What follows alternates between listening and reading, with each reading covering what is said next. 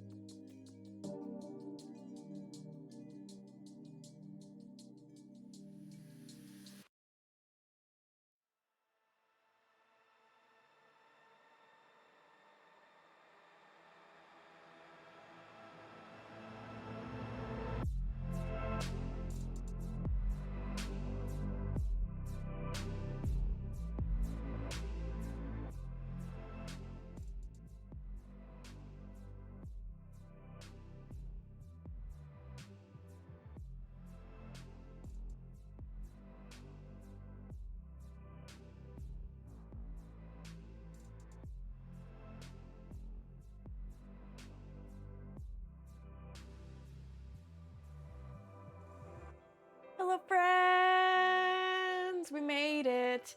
And my voice sounds hopefully better than it did on Friday. Oh my gosh. I had to really think about what day of the week it was for a second there. Ooh, buddy. Ooh, buddy. Congratulations to Seamus for being the official first today. Gothic Fairy is the official second, and we're still waiting on that official third. Welcome in also to Red Wing and Seamus. Thank you for a humongous streak. You amazing naked person, you. I hope everybody's having a fantastic weekend.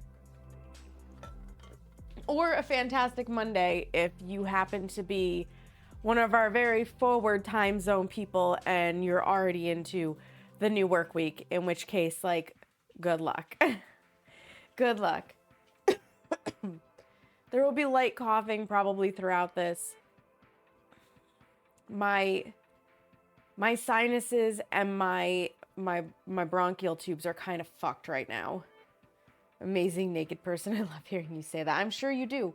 Hera, I have been in and out of this kitchen all morning and now you want uppies? Is it the apron? Is it talking to chat? Like, what is it that you just suddenly are like, I need uppies? She's pretending not to look at me. Hi, Stickle. Welcome in. How are you? You walking here? What, Hera? Yeah? Is that so? My goodness. Yeah, she's copping an attitude.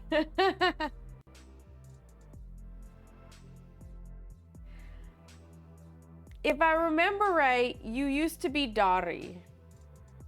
If I remember right. I know you've been here before. You are Dari. Yes. Beautiful. I got it. My sinuses were fucked for the past week. That's the weather change for you, right, Red Wing? It feels like it. In my case, the weather shifted. We got fall spring for 3 days, and I caught a cold, like a really bad head cold. And that wasn't this past week, but the week prior on Tuesday. So this coming Tuesday will be 2 weeks for me of just not having easy breathing. The cold itself is gone. I kicked that to the curb this past Monday. I just can't get rid of the congestion. I just cannot get rid of the congestion. It is really frustrating, and I'm over it. We are coming into real spring here.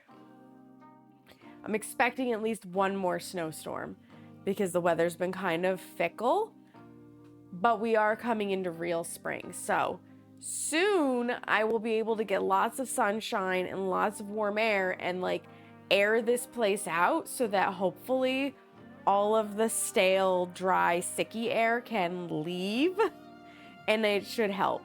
It should help. In the meantime, though, it is what it is, and we're making do. Thank you so much for the follow. I appreciate it. Follows are anonymous here, so if you want to just keep on lurking, you can. If you want to chat, you are welcome to do so. Today, you guys, we are finally making the lemon tart, and I am very excited to be making the lemon tart because I like tarts. I really like tarts. I like lemon things. And I feel like this is gonna be a really good blend of my two loves for my mouth. I'm planning on making it for Easter, so this is like trial run, and then in 2 weeks I'll make it again, but I'm not gonna make it again on stream. It's just gonna be kind of a pitter-patter task. Easter-wise for stream, you guys are gonna get to see the Italian butter cookies, which are next week, a week from today, and then my sister will be coming over that following Friday, the 3rd of April, to make the pizzelles with me because she's never made pizzelles before. She wants to learn how. She got a pizzelle maker for Christmas, and I told her, come on over. I'll teach you how. So we're probably gonna make 3 kinds of pizzelles. It's gonna be good fun. You guys know my sister if you were here for Iwan Day of Christmas cookies. She's good vibes. It will be very entertaining. So you're gonna get to see those two parts, and then on my own for Easter, I'll be making the lemon tart again. I'm making the cranberry pomegranate pie, which I've made previously, and I'm thinking I'm gonna make a cherry pie. Normally I make the chocolate meringue pie, but we eat that a lot. Like, I have made so many chocolate meringue pies at this point, I could probably do it in my sleep. Hello. Oh my goodness. Chris ice cream. I had to lean down and like look hard to make sure I was seeing all the letters right. Welcome in. How are you? Bubbly, congratulations on being the official third. Hello, friend. Welcome in. Temps in the 40s and 50s for most of this week. Spring is definitely here. Right, Red Wing? We're also getting up into the 40s and 50s. Just not fast enough. It's presently 45, almost 46 outside, but it's raining and miserable. So there's that. You have 69,000 plus points. Ooh, Bubbly. What are you going to spend them all on? Don't spend them all in one place. But yes, Easter-wise, I was thinking about switching it up from the chocolate meringue to the cherry pie because it's you know, it's a spring dessert. But I'm doing all the pies on my own because I have so much baking. I have to split it up. I cannot. Like, I am out of my 20s. I cannot just bake all day. So basically, it's going to be Friday. I do the pizzelles with you guys and my sister. Saturday, I pitter patter and make 2 pies and a tart. And then Sunday is Easter. Daddy Seamus, oh my goodness, 802.4k. You almost have 1 million channel points, Seamus. That's insane. That's insane. We gotta get Seamus to spend his channel points on something, you guys. And like, he does spend his channel points. I guess I'm just gonna have to make some more expensive redeems. So for this recipe, you guys, for this particular creation, we actually need 3 recipes. All of my recipes are coming out of Dessert Person by Claire Saffitz for this one.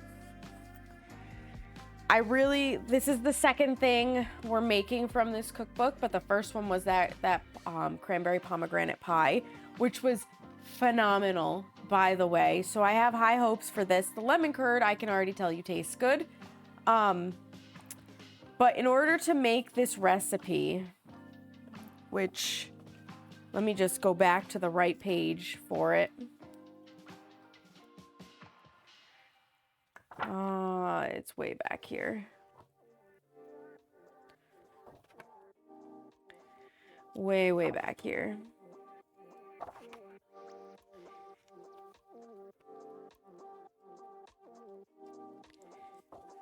Give me a second. I know it's one of my marked pages. I just have to find the right one. It's one of those things. And I'm pretty sure it's going to have a yellow tab because I'm that level of OCD. But I could be wrong. Yep, it does. All right, so technically she calls this a Meyer lemon tart.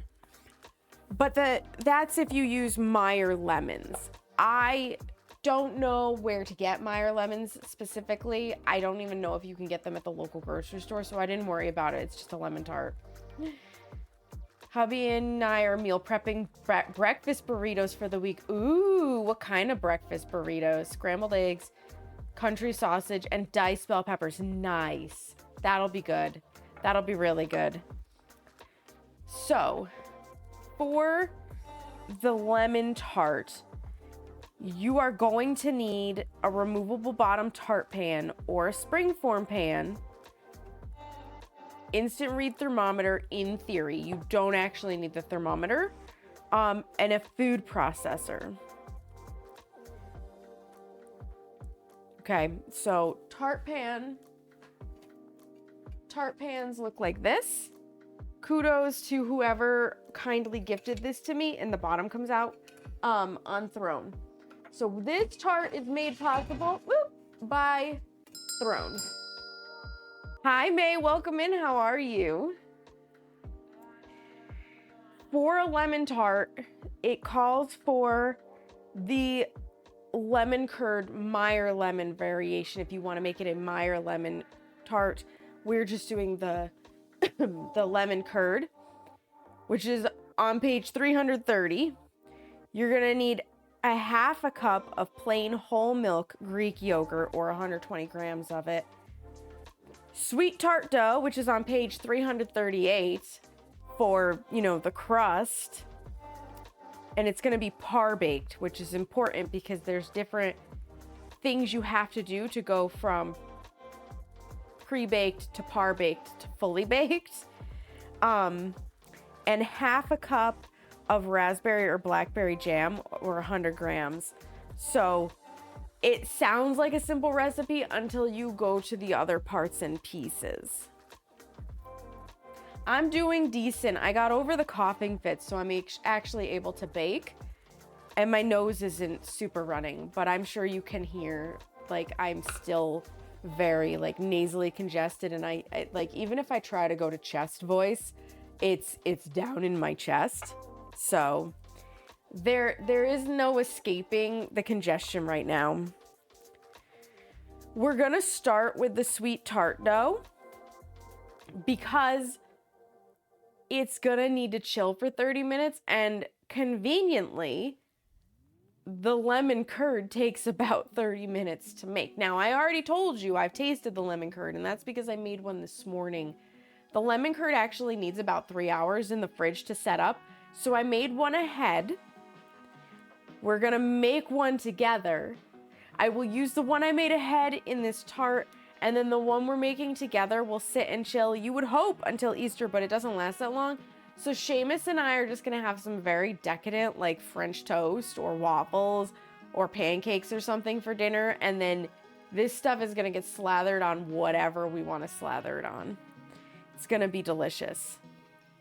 It's gonna be super delicious. For the sweet tart dough, and I do like this cookbook because it shows the steps. It shows what it should look like. So it's pictures and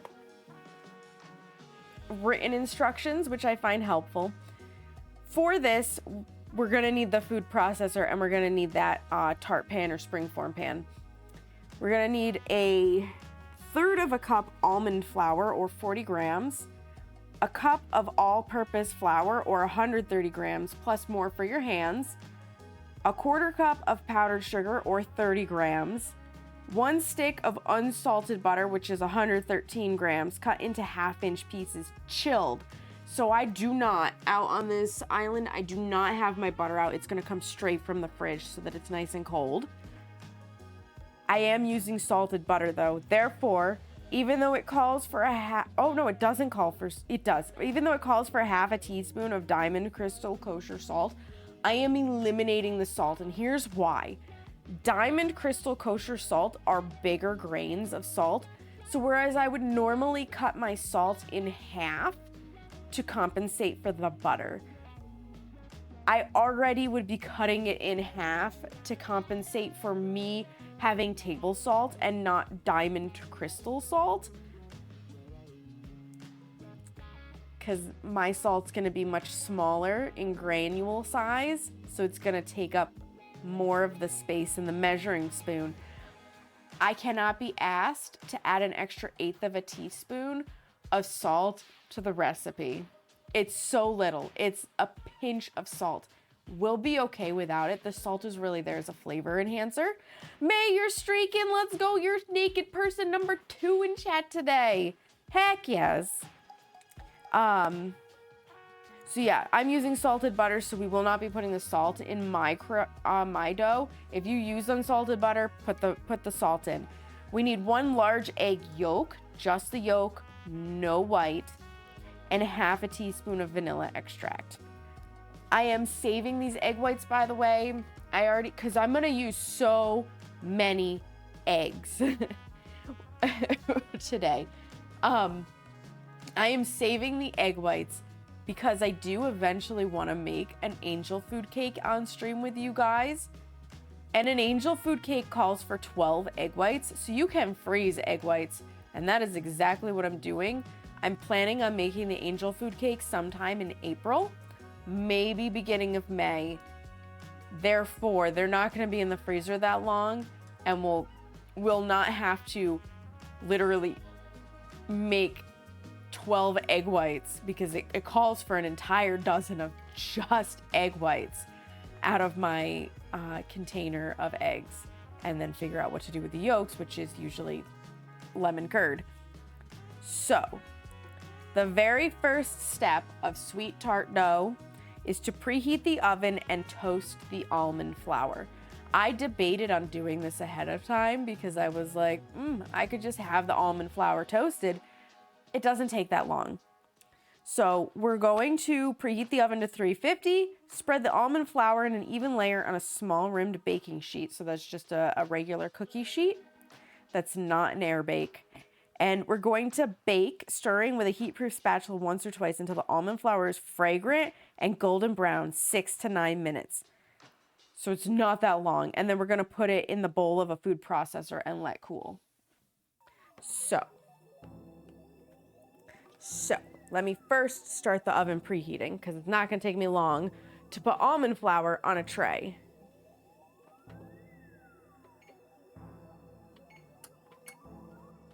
It's not going to take me long at all. I haven't used almond flour in a minute, but thankfully I have a very well-stocked kitchen.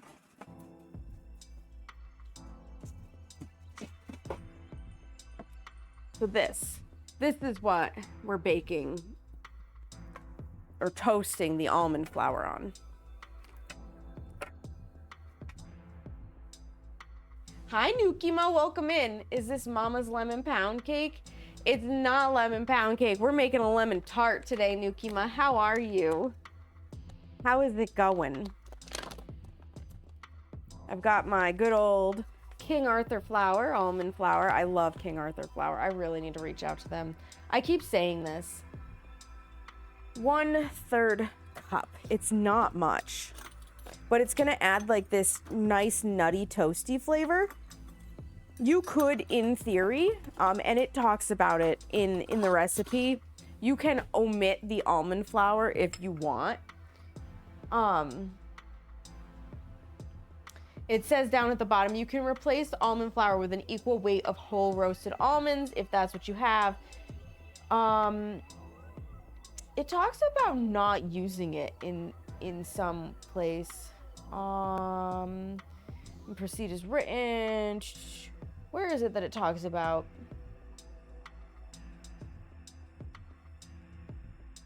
Oh, here it is. It's up here. Toasted almond flour gives this recipe a bit more character than the average tart dough, and using a press-in method means you don't have to bother with rolling out or weighing the dough, blah, blah, blah.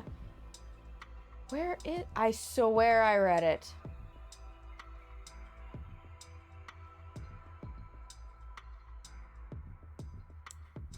Well, basically, if you really don't want to use the almond flour, just replace the same amount with all-purpose. That's all. You're having a chill day? We love chill days. We love chill days.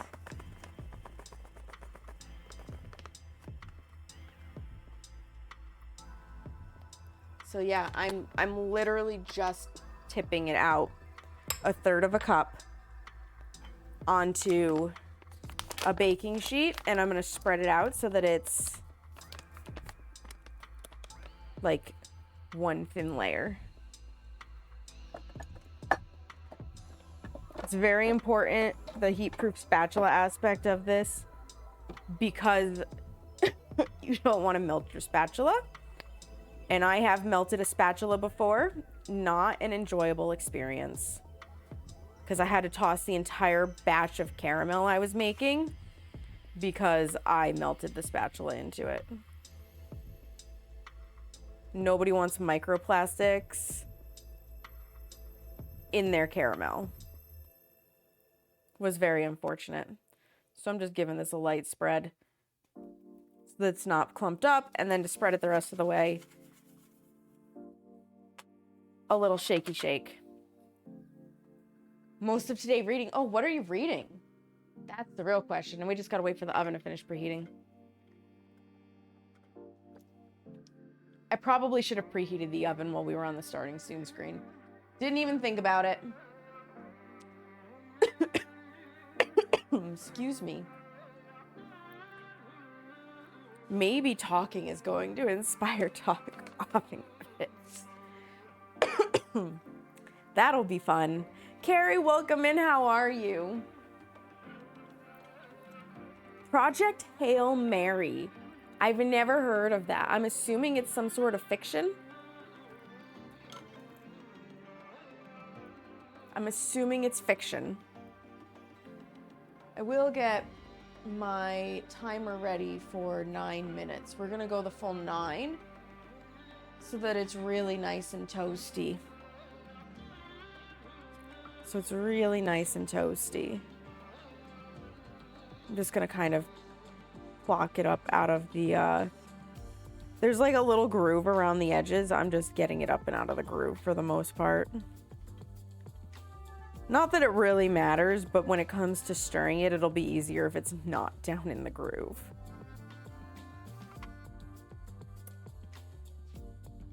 Just getting back from a store trip, record store, bookstore, and yarn shop. Oh, what projects are we gonna work on, Carrie? You want to read it before watching the movie. Oh. Yeah, I am so out of the loop with like new movies and stuff that I've not even heard of it. But I definitely understand wanting to read the book before seeing the movie because a lot of times the book is better and gives reference to things in the movie that you may not otherwise clearly understand. It's sci-fi and written by the author of The Martian. There's a movie adaptation in theaters now starring Ryan Gosling. Nice. Nice. 2 packages of roving for needle felting. Wow, I feel like you haven't needle felted in a while, Carrie. And a book and magazine with tatting patterns. Nice. Yeah, I feel like it's been a minute since you did any felting. And I was thinking about it recently because I was doing a little bit of spot cleaning and I came across the felted portrait you did for me and I was like, oh man, I wonder if Carrie still felts. It has been a bit. You bounce between things. You know what? There's nothing wrong with that. I think we all bounce between things to some degree. Maybe I'm saying this just to make my ADHD brain feel better and less abnormal. But you know, you gotta do what you gotta do. Spicy brain be what it may. Spicy brain be what it may. I'm also just breaking up some clumps. There it is. There it is. The oven is preheated. Okay, let me just finish breaking some clumps up, oven. Because I'm easily distractible. This is gonna go in the oven. I've never actually toasted flour, so this is the first for me. But I imagine it's not that hard. All right. We're in the oven for 9 minutes. I'll loosely keep an eye on my timer and go over and give it a stir here and there. You also bounce between things, so it's normal. You know what? Valid. Valid. If this many of us are doing it, it has to be normal, right? That's how we justify these things. That's how we justify these things. Saying this is a person with raging ADHD, though. You know, the one thing I'm starting to realize about ADHD and Twitch, and, you know, maybe other people have had this observation. L&D, hello, welcome in. You're awesome, L&D. No, you. No, you. The thing I'm realizing about ADHD and Twitch is that I feel like everybody who is drawn to streaming on Twitch has ADHD. Like, at least 75% of us, because I swear almost every streamer I watch is clearly exhibiting the traits of ADHD. Hi, Maria. You should be nice. You should be nice. It's a baking day. We don't want to ruin everybody's day. And you. And you, L&D. L&D, is the weather nice up there by you? Because it's miserable down here. It's rainy and gloomy. It's rainy and gloomy. I know it's probably cooler up there than it is down here, but, you know, sunshine would be nice. You'll be nice. Thank goodness, Maria. Our 2 months isn't up yet. We talk nonstop anyway. Might as well talk to people online. Right, Nuki? And it feeds the dopamine drive in our brain. It's 1 Celsius, which is a degree above freezing. Yeah. So that's probably about 34, 35 Fahrenheit, something like that. You just got back from a 5-kilometer walk. Holy smokes. You are so much better about going for the walks in the cold than I am. So much better about it than I am. It's currently 45 Fahrenheit here, which is around, I want to say like 3 Celsius. I was reading somewhere that there's like, for every degree Celsius, it's like 9 degrees Fahrenheit or something. Like there's something to do with a multiple of 9. I think. So maybe it's warmer than that. Maybe it's 7 Celsius. I don't know. It's warmer here than it is for you. That's what I know. You complain the most the entire time getting ready. You know what? I would. I would too. Spouse dragged you out. If my fiance, if Seamus was willing to drag me out, I would also complain about going out in the cold. We have like April weather here, Maria. Oh, what's your April weather? What's your April weather like? Quite nervous about backward winter or whatever it should be called. Oh boy. 1 Fahrenheit is 1.8. Okay, yeah, 1 degree of Fahrenheit is 1.8 degrees of Celsius. Got it. Got it. For a second there, I wasn't sure what you were trying to tell me.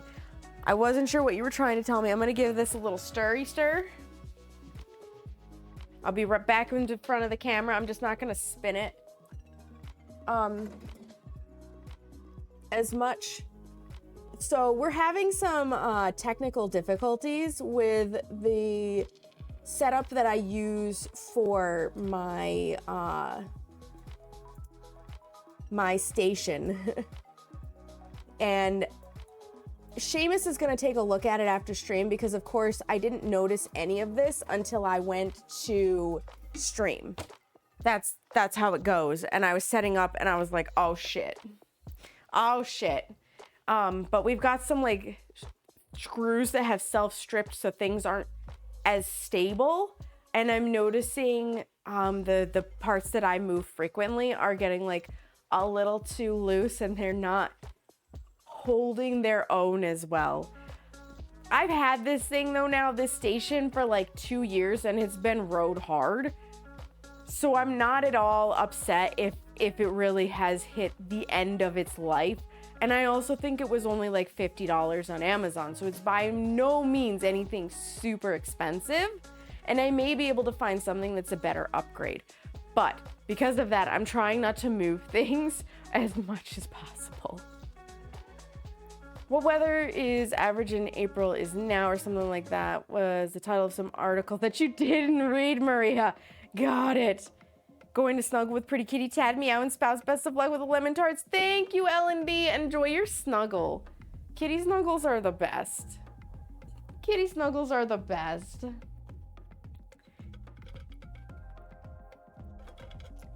I will say, when she said it would get fragrant, she really meant it would get fragrant, because the reason I suddenly realized I needed to go stir it was because I could smell it.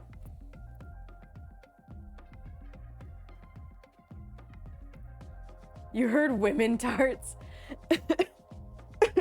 I'm not surprised with how congested I am. I'm sure some of the words that come out of my mouth are going to sound strange. They're going to sound strange. I can feel like my voice cracking in my chest and everything. I don't know how much of that is coming through, but I can feel it. Because alas. That's how it goes. And I mean, I don't want to not stream. So I mentioned it in Discord that there was a chance that I wouldn't be able to do this because of how the congestion is going. It's one thing to sit and play a game on the computer and mute the mic for a coughing fit or whatever, or have to pause to get up and blow my nose. It's an entirely different thing to have to try not to cough on the food that I'm preparing. And if I have to blow my nose and wash my hands very frequently instead of just using like a hand sanitizer or something, like I already have dry skin, it's just not a good idea. It's just not a good idea. So I had to really think about it, but things seem to have calmed the heck down. So we're good now. We're good. I'm gonna give it one more stir, and then it's gonna have just a little bit more time before it comes out. Yeah. And it is toasty. Like, I'm actually genuinely surprised. I don't know why I'm surprised. Like, this is the whole point of toasting it. This is the whole point. But I'm very curious as to the flavor that it's going to impart on the tart crust itself. And while it finishes, let me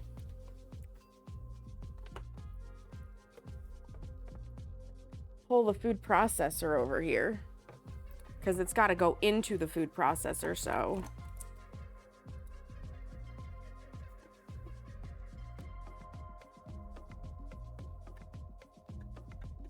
let's not grab the blade by the sharp, you know?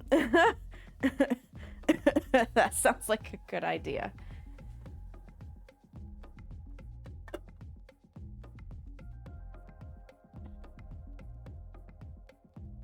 Because we're not shredding anything into there. I just need the basic blades, which are in this.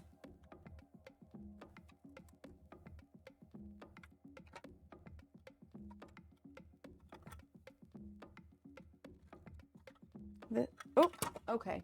Timer. I'm just gonna take it out and set it on top of the stove for right now. While I figure out how to do this.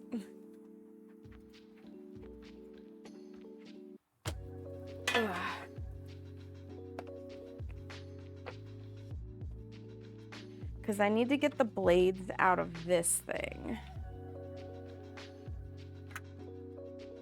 Wait. I mean, how is it locked into place? Ah, I just lift it. Well, that's very handy. And then I'm assuming it just sits like that. Oh, hallelujah, I feel so smart. Pardon me. Okay, now I can tip it in there and let it cool.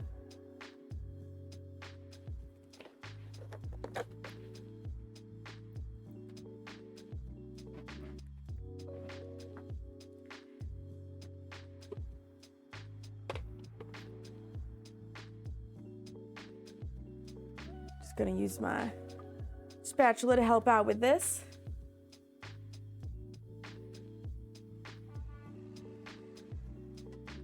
The almond flour like stuck to the pan, which was unexpected.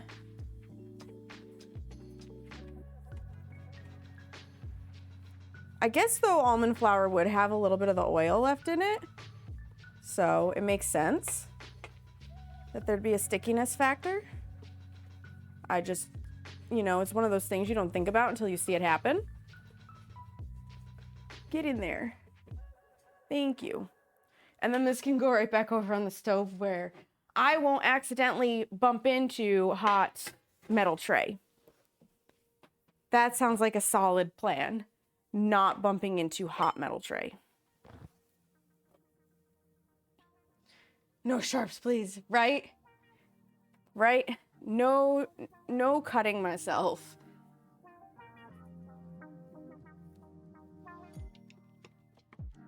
It is nice and toasty. Like, I'm pleasantly surprised at the look of it. I'm not gonna lie. It smells really good. I wish I could transmit smell through the screen. All right, into this, we're going to add 1 cup of all-purpose flour, plus more for your hands. Okay, my 1 cupper is over here from where it got washed. Seamus made dinner last night. It was so good. It's my mom's recipe for, it's called Chicken Divine. I love this recipe. I specifically asked if he would make it, but it does use some of the same stuff that I use for baking. And so I will be pulling things from various areas. 1 cup of all-purpose flour.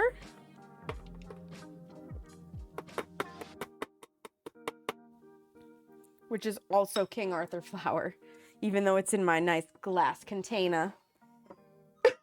And then we need a 1/4 cup of powdered sugar.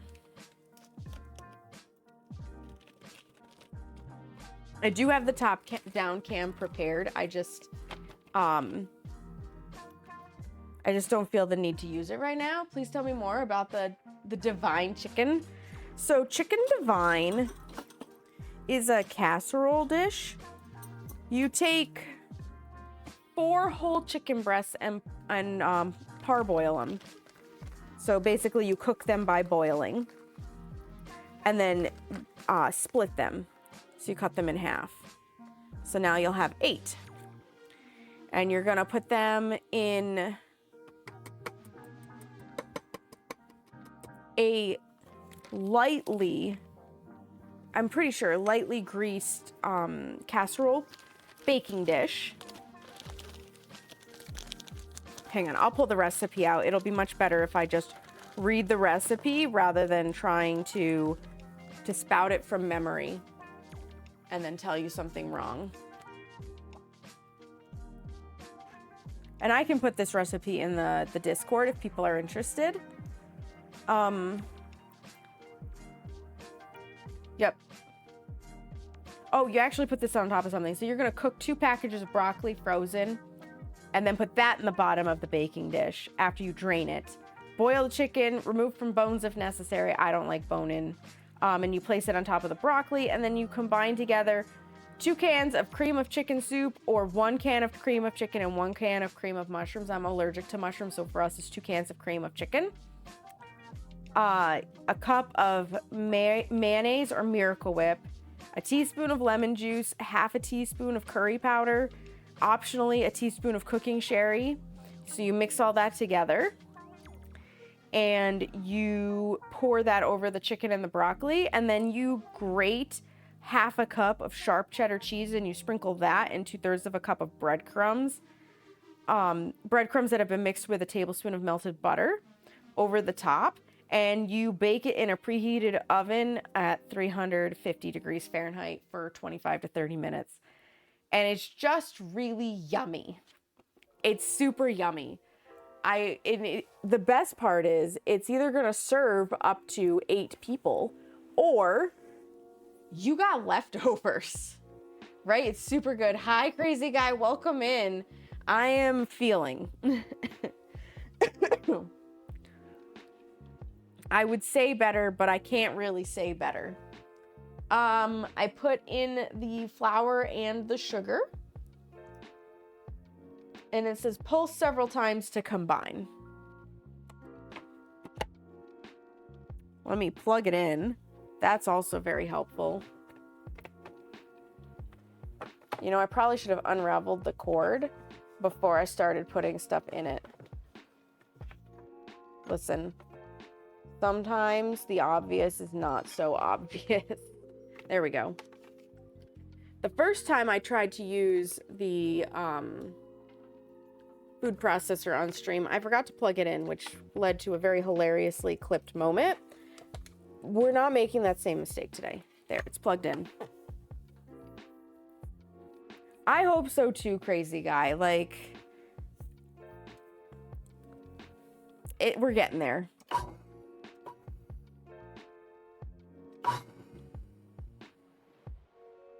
Well, that doesn't really do much, does it?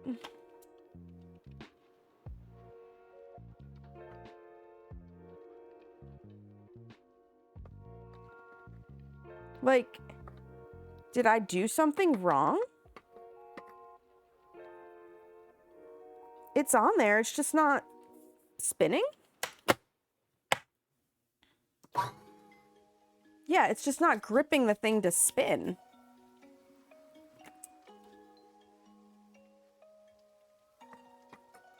And it should be. I'm being very careful because these blades are very sharp. Does this part need to come off? I would have assumed that this part stayed on. No, that's definitely too big.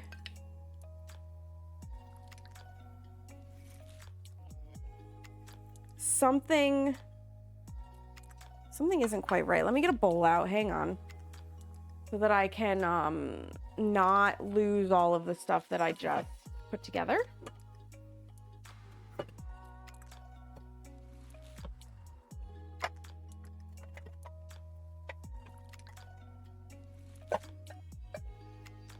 The nice thing is, transferring to a bowl is probably going to mix it up just fine. Tootie, she's Tootie. a potato. Hi, Tootie.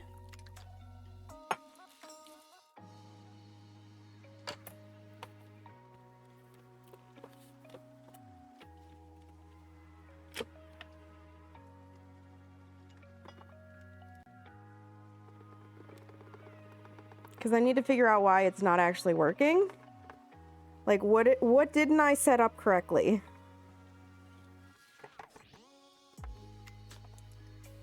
Yeah, lemon tart is gonna be amazing. Especially because it's got the blackberry jam in it. Like, as a layer, I think that's gonna be the part that makes it super, super good. If I can get the food processor to work here. I don't understand why.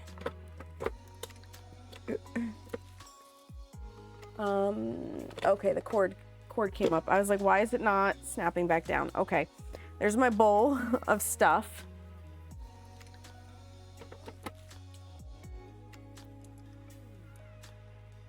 So this, okay, that's not connected.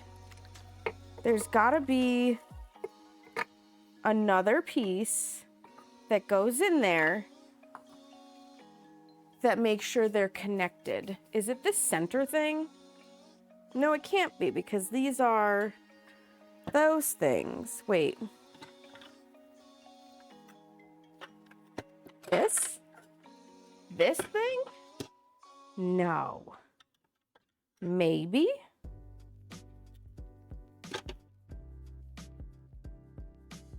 Okay, this is a dough blade. Do I want the dough blade and not the really super sharp blade?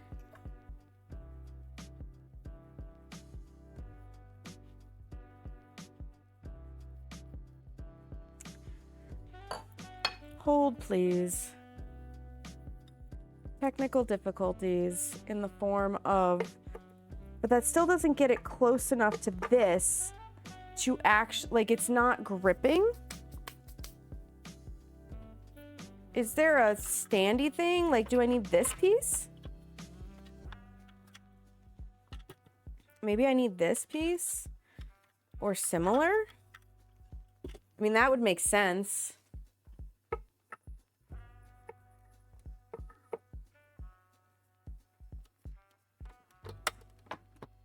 Okay, yeah. Yeah.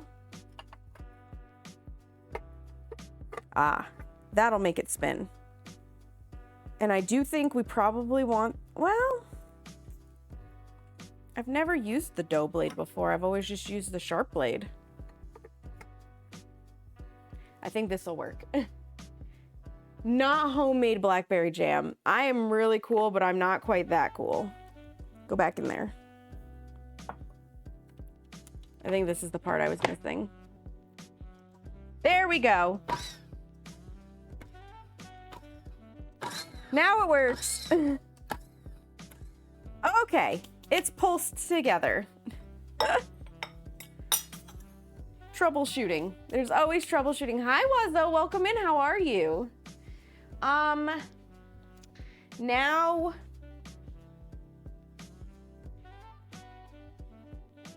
we're gonna add the butter. I need 1 stick of butter. My nice cold salted butter, which is why we're not adding the salt into this recipe. Butter. And a knife to cut it.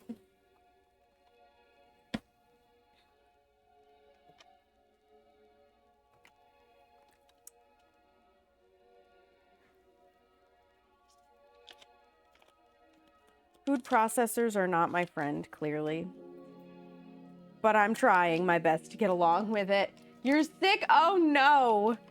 Oh no, Wazo. Do you have that awful head cold? Because it lingers. I hate to tell you. So 1/2-inch chunks, roughly. Do I put them all in at once? Yeah, it doesn't say I have to add them in one at a time, so we'll just cut and chunk in there.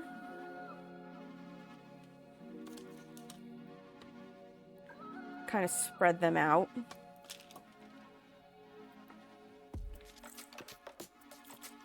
Yeah, my dad has this head cold now too, it sounds like.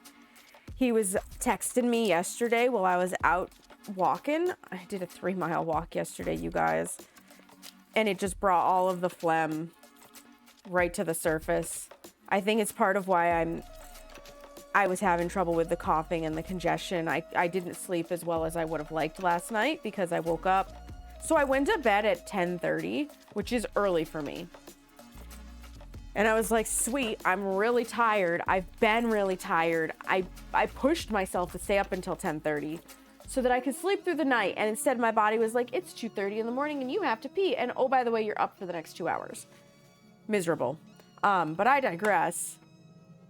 I really think that the walk yesterday, while good for me, caused me to have a lot of phlegm come forward, and that's why I'm having the struggle with the coughing and everything. You do have an awful head cold? No! But yeah, so my dad, I think, has this cold. And I told him, I'm like, this is what's kept me out of bowling for the last 2 weeks. And he's like, I've got 2.5 days to get better. I was like, okay, good luck. Long pulses. We got to make it so that the butter is no bigger than what? A pebble, it said? A pea? Butter's pieces are no larger than a pea, about 10 pulses.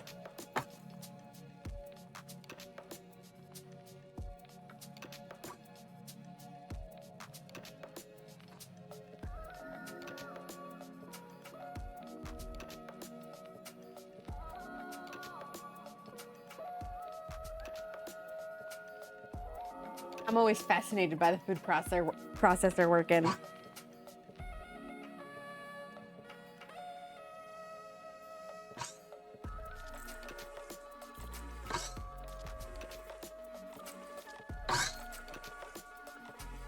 I would say that butter's processed.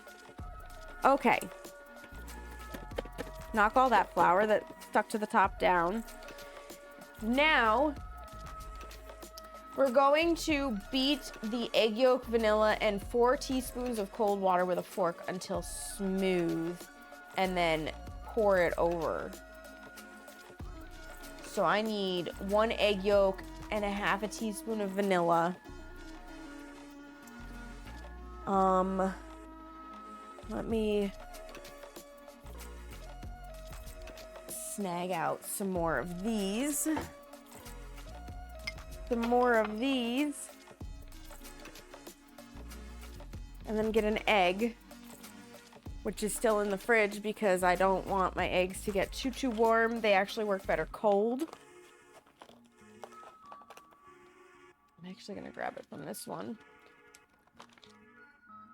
I'm sure Seamus has thought I've been crazy asking him to buy as many eggs as I have the past couple of shopping trips prepping for this, but we're actually going to be under a dozen eggs by the time I'm done with this tart. That's how many eggs this thing needs. when you're making 2 batches of lemon curd. All right. So I'll be saving the egg yolk, or the egg white, for the angel food cake in the future. Come on, let go. Let go of your little schnotzky. It's being a problem. Esiclus, hello. Welcome in. How are you, friend? Beautiful. Okay, yolk goes over there.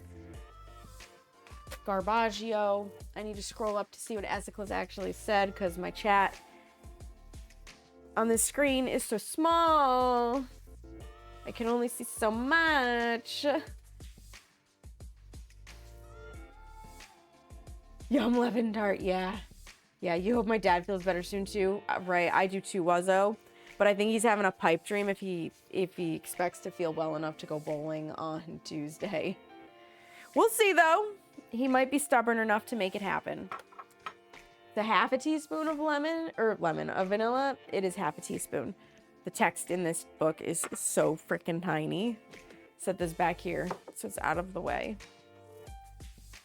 Actually, I think my half teaspoon is over here. Because it is...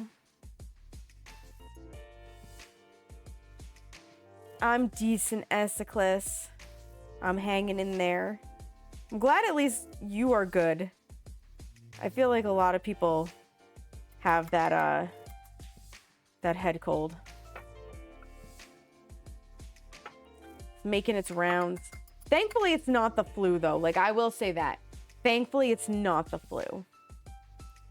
Like, it could be worse. And then I need 4 teaspoons of water, which I know my teaspoon is over here as well.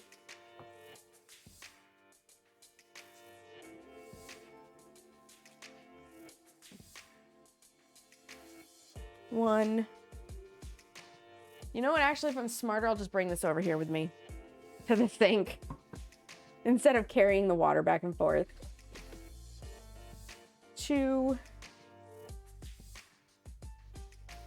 3, 4, and that can just continue to dry on the mat. Beautiful. Now I can beat it smooth with a fork.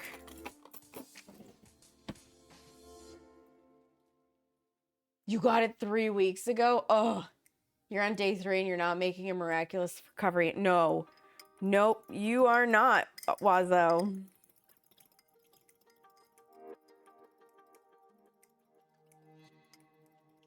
Got it like 3 weeks ago, though. Yeah. I'm glad you're through it. Esiclus, it gives me hope that the rest of us will get through it. Okay, that's smooth. Gonna drizzle it over the top as evenly as possible. And then it says to use your spatula to get all of it out because the moisture really matters here.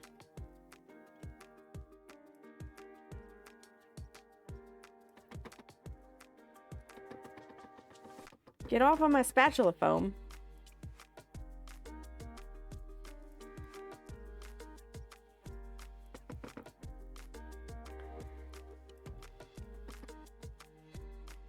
That'll do. Okay. I'm anal, but I'm not that anal. Your brain feels like mush? Yeah. So much time for Pocopia. Is that enjoyable? I've heard it's good. We are going to process in long pulses until a ball of dough forms around the blade and no floury spots remain, about 10 pulses. And then we're going to scrape it out onto a sheet of plastic wrap, pat it into a 1/2 inch thick disc, and refrigerate it at least 30 minutes and up to 3 days.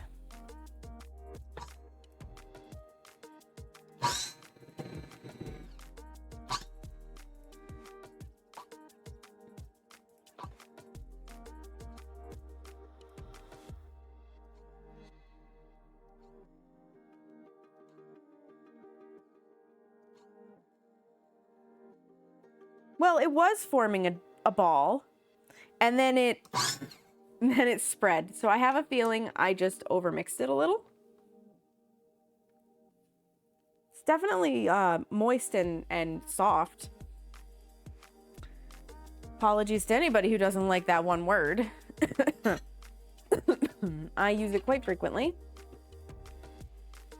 because that's what baking entails. All right, let me get the blades out of here.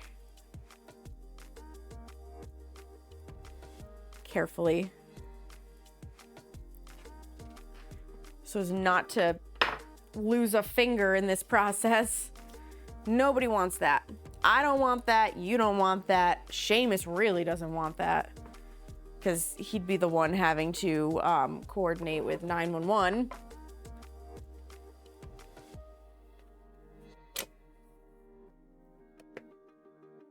There's some in the middle that's not put together. I will knead it together by hand.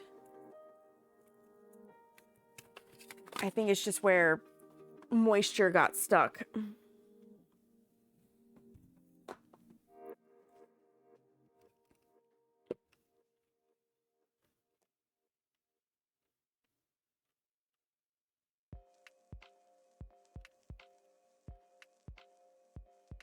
Because this is actually a very sticky dough. I'm a little surprised.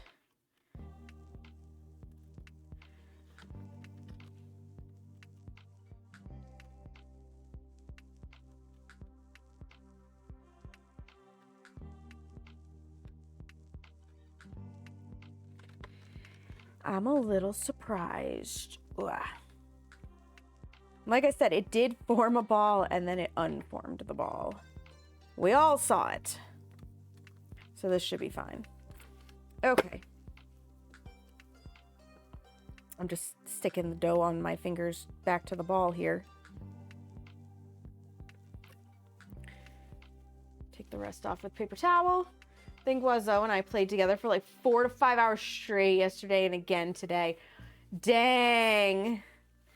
Dang, that is fun then. That's amazing, though. Like, good for you guys. Good for you guys. Your husband and you fight over whose turn it is to play was, though. Sounds like it's time for a second, like a second place to play it.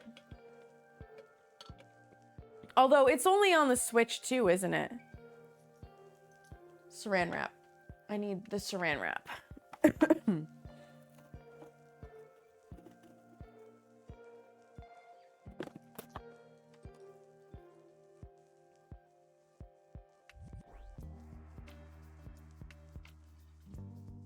Pardon me, saran wrap, but I need you to, like, not wad yourself up into a ball. Kindly behave. I know static electricity and static cling is a really big problem right now because it's still pretty dry in here. But, there we go. That's better. Hi, Emmy Wifey. Welcome in. How are you? Yes. Okay, there's the main ball. I'm going to use my hand to scrape out the rest of the dough that's like way down in there. I expected this to be like more crumbly, like a pie dough, I guess.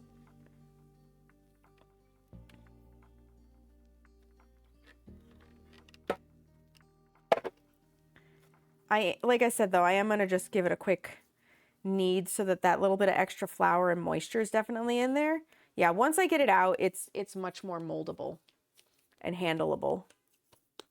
Okay, it wants it in a 1/2 inch disc. So let's kind of make it like that. And then we're going to pat it down.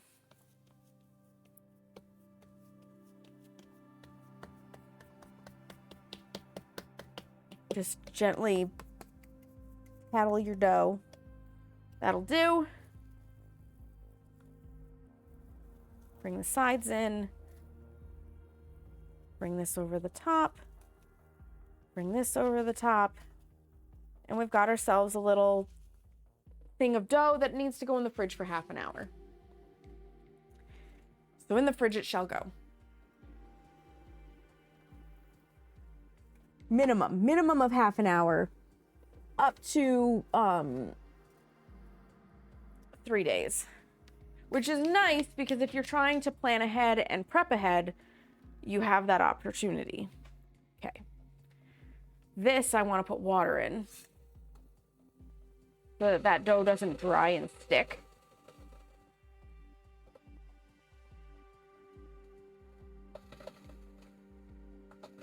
Because that would suck. And I'm going to sink the blade into it for the same reason.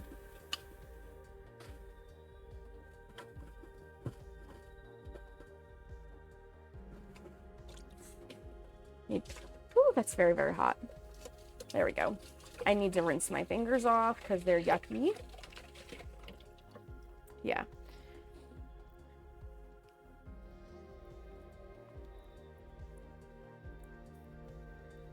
There we go. I was thinking about this earlier.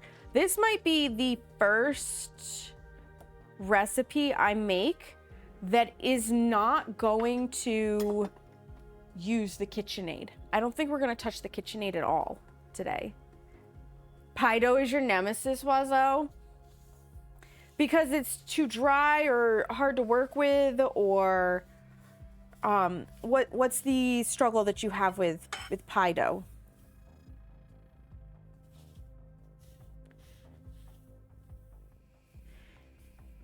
Just getting all of the excess foof up.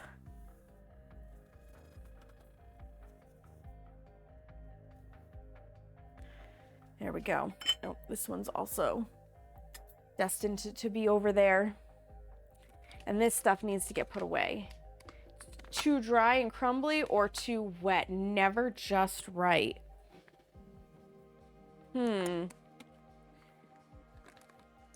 That is a tricky one. Have you tried changing recipes? And I ask that because I know I'm very stubborn about changing recipes. When I'm like, no, I will make this one work. I'm very stubborn. That goes up there. You just avoid making pie.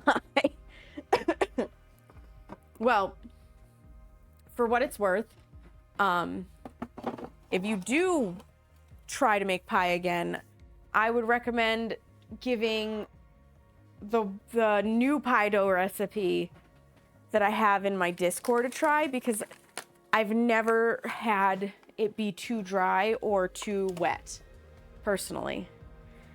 All right, we need sugar, we need lemon, because we are going to do the lemon curd next. We're going to need lemons.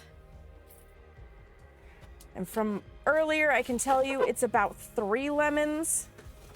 It says 5 to 6, but like I told Seamus large lemons, and he really came through on large lemons for me. And I think these are larger than what Claire meant by large lemons. So that's fine. Like that works for me.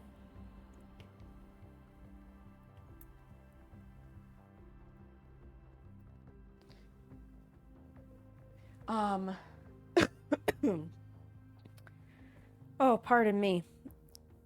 We'll need butter, we'll need eggs. I'll grab them in just a second. Let me flip to the lemon curd recipe here,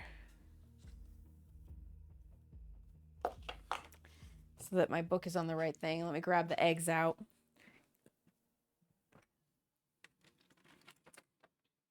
Let me grab the eggs out. We're gonna need all the things. Okay. So that stuff is doing its thing. The lemon curd I made this morning has hit its 3-hour mark. Lemon curd. So,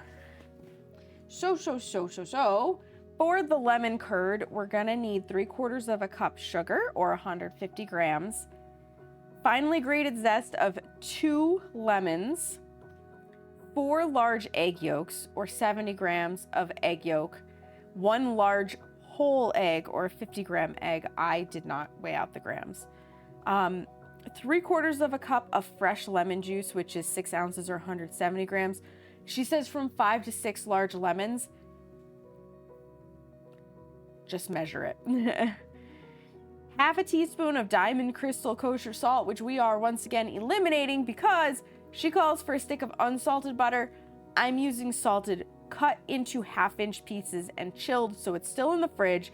And we'll need a teaspoon of vanilla extract, which I'll be honest, when I saw the vanilla, I was like, vanilla in lemon curd, but it actually slaps. It actually slaps. So,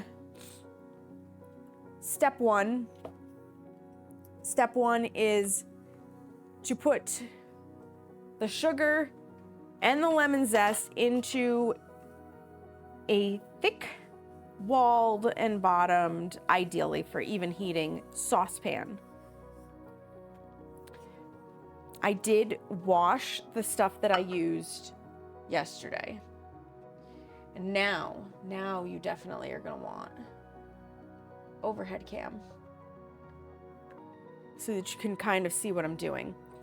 And I need to get the zester, what I used yesterday, what I used this morning. My God, I intended on doing this yesterday, and then my 3-mile walk kind of sapped all of my energy. My 3-mile walk after, did I work? Yeah, after work yesterday. Oh my God, I am like losing track of what I've done when. Lord help me. So, there might be more lemon zest in here too than she intended because of the size, but I think it'll be fine because lemony goodness is lemony goodness. Pull myself out a paper towel here. That's what she said. They are some big lemons.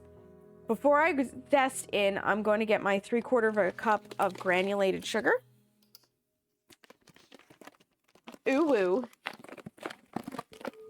Yeah, I told Seamus large lemons and he produced.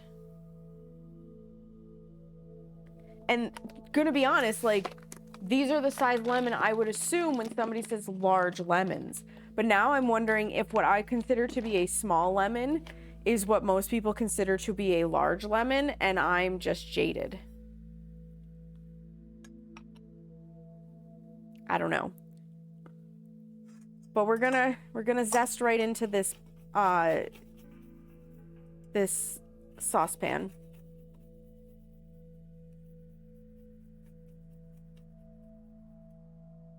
Certainly does smell good.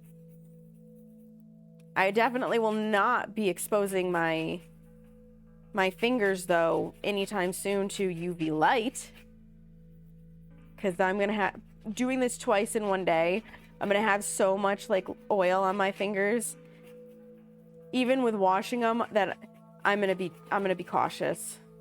Give it 24 hours.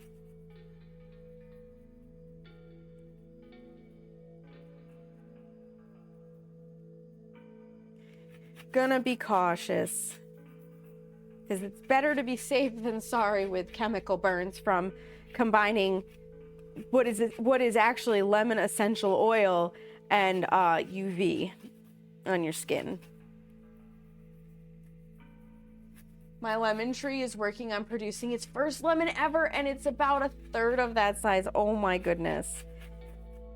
Yeah. That's exciting, though, that your lemon tree is actually starting to produce, Wazo. That's very exciting. Yeah, these are some big lemons.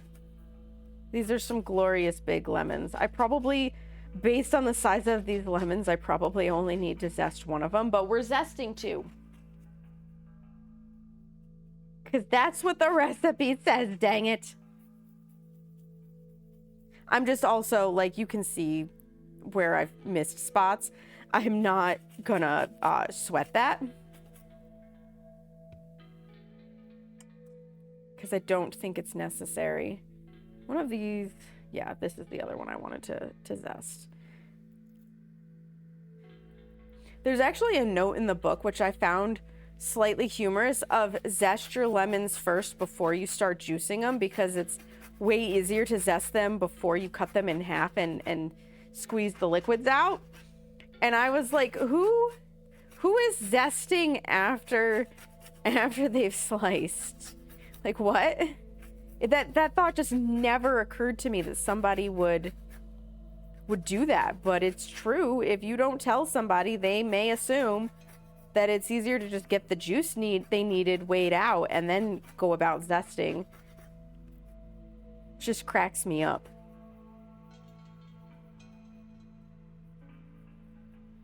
Just cracks me up.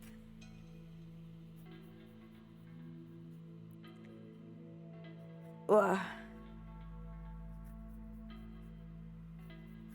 This is the part I don't like. I don't like zesting fruit.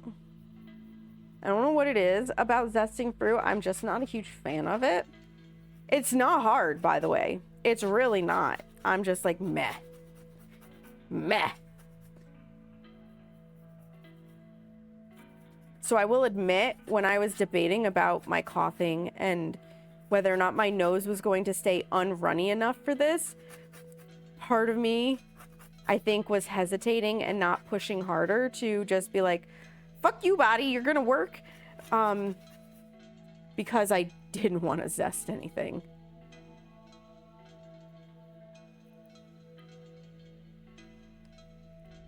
But it really, like, it doesn't take that long. It does not take that long. Okay, so the next step after you've zested is you actually are gonna rub this together. Send me a photo in Discord. Heck yeah, I will look when I have a chance. And you're gonna rub it together until it's like fluffy, soft sand. And this part I thought was gonna take a lot longer than it actually does.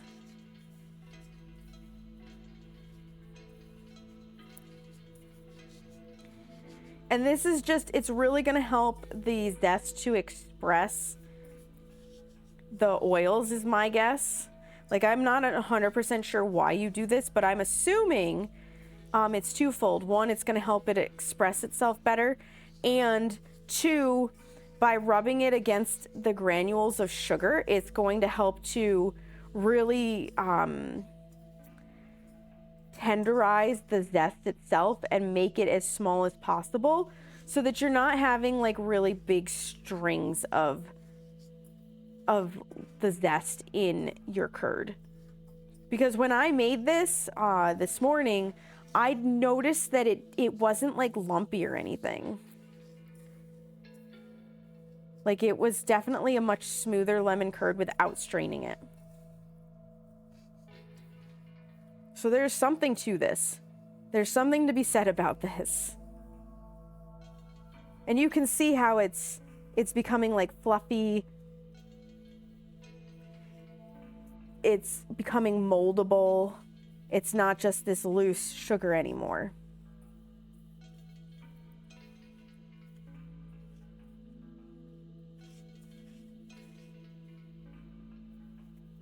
Try to get as much of it into the saucepan as I can,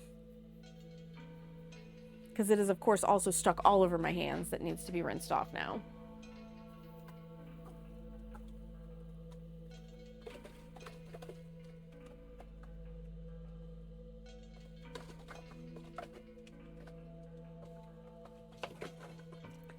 And I am very specifically only rinsing and not using soap for these little bits of steps, because I've already washed my hands. The less soap you use, the better, so that you don't destroy the fat of your hands. Okay, from here, we need 3/4 of a cup of... No, we need our eggs. We need our eggs from here. My brain is working. Hi, Cornwall, welcome in. I am making yummy. So I need my egg white container back. And we're gonna be cracking so many eggs. So many of them. 5 of them to be exact. Correct. I am doing this in the right step. Yep, combine the sugar and lemon zest. Use your fingertips to massage the zest into the sugar until the mixture is fragrant and looks like wet sand. Add the egg yolks and whole egg to the pan and whisk vigorously. All right, so we're gonna add 4 egg yolks and an egg. Yes. Yes, we are. Egg yolks. It'll be fine with that little bit of extra egg white in there. The important part is that I realized my mistake before I commit. Well, I mean, if I had committed to it, this would have just been the whole egg, right? There's a yolk.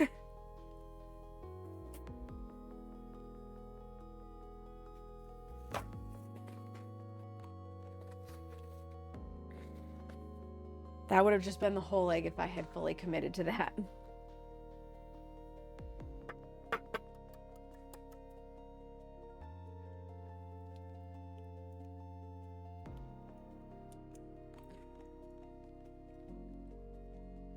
Well, that egg separated kind of weird.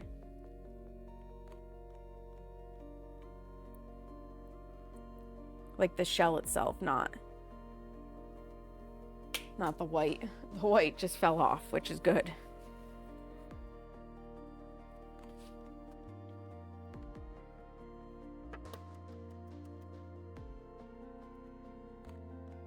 That's what we want. Oh, come on.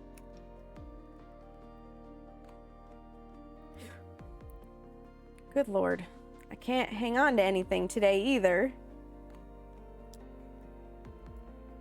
Or maybe these shells are just a little bit delicate.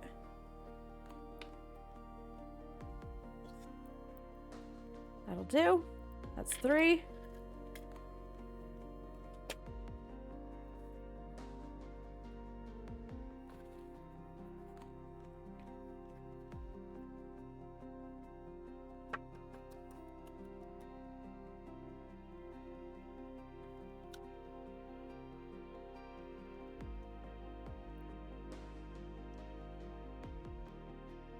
Let go, please.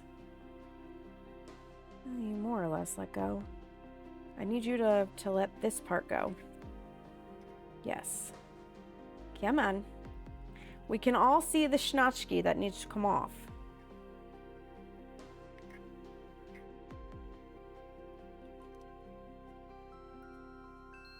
There we go. 4. I feel like there is some eggshell in there. So I will snag it with this one, which just goes directly in.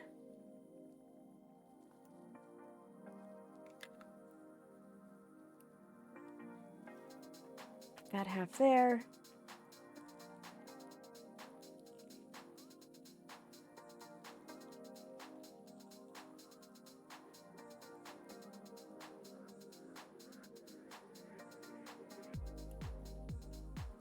Oh my goodness. I'm normally much better at this.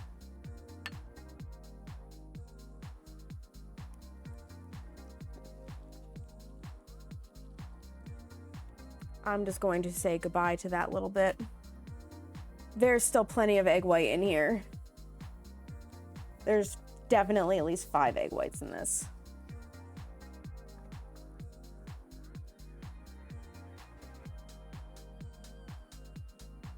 Cleaning up.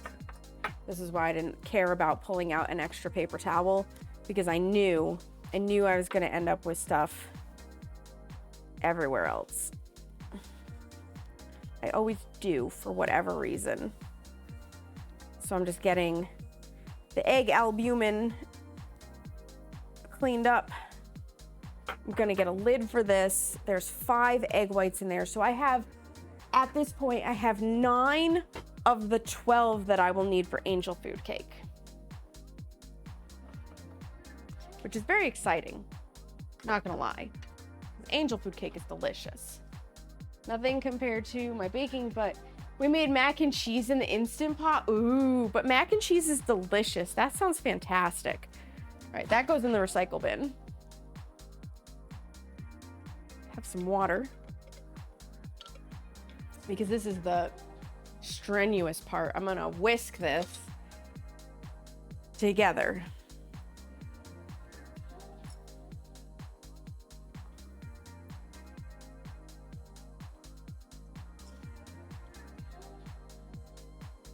And we're gonna whisk it until it starts to become pale and thickened. About 2 minutes of vigorous whisking. And just gotta make sure you get all your sugar down in there.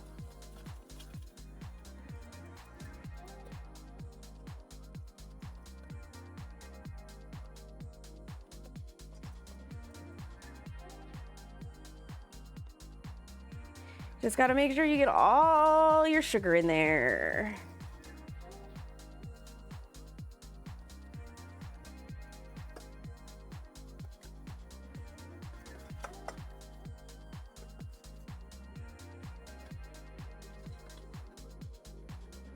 There we go.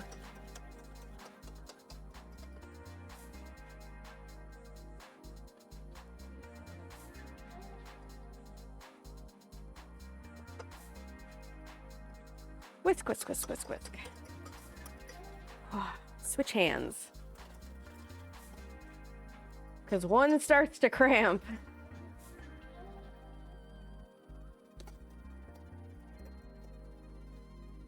Like, kudos to all of the pastry chefs out there who just have amazing stamina for hand whisking. I'm not one of them. Like, this is gonna push my limits.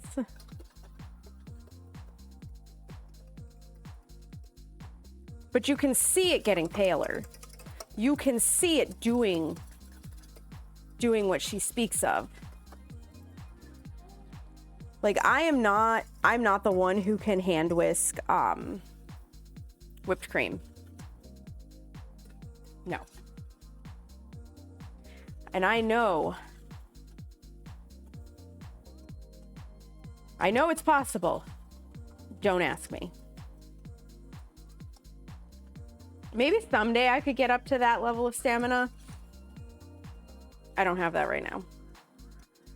And I have no intention of getting up to that level of stamina because I've got a KitchenAid. You know? I got a KitchenAid.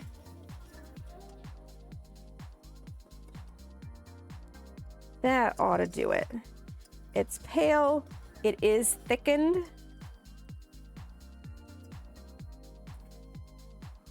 Okay.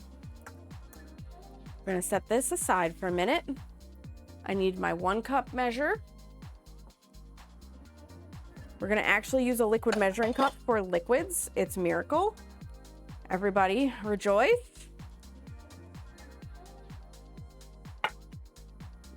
I need my strainer. This is actually like a really important part, this little strainer. I'm gonna set it up like that so that it stays, because this way I don't have to pay attention to the seeds at all. The seeds and the pulp are all gonna get caught by the strainer as I pour in the juiced lemons, which makes my life that much easier. All right, and I'm gonna start with the 2 that I've already zested because that's just smart.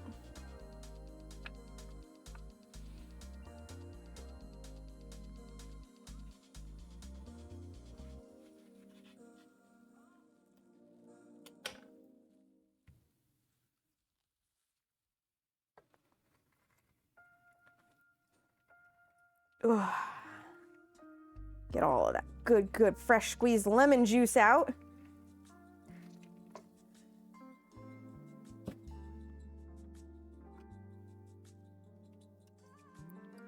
Will I still get lemon juice on this island?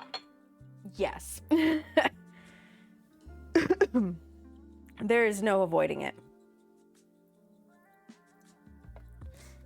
I make a mess when I bake. That's why I clean as I go. I do have a juicer A hand juicer. I think at one point we had like an actual electric juicer, but honestly, I juice fruit so infrequently that the little hand one is fine.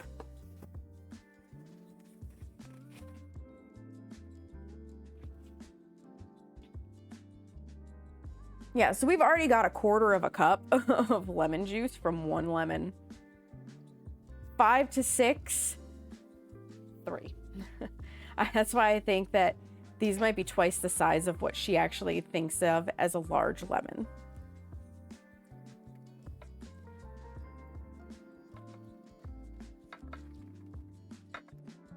At least for the purposes of the instructions in the book.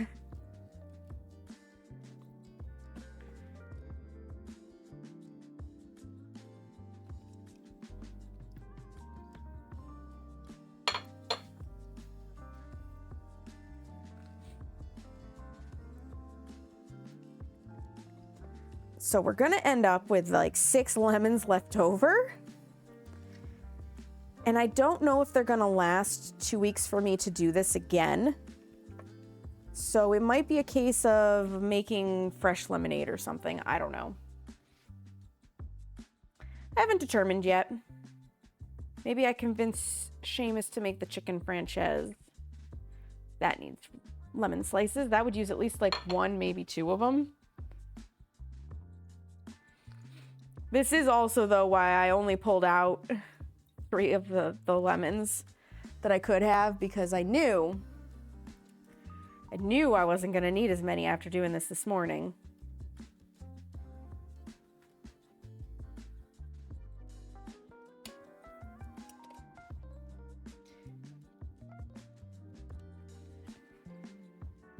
Doing it this morning.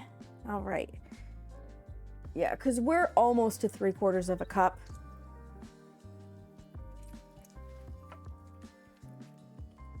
I don't even know if I'll be able to use all of this 1 lemon. I may put it all in there regardless. We'll see. I'm a rebel. Yeah, we'll put it all in. We're not quite to 3/4.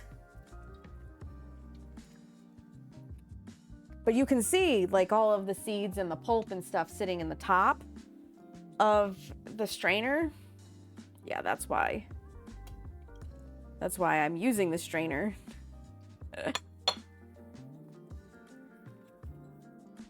Yep, and we're just a hair.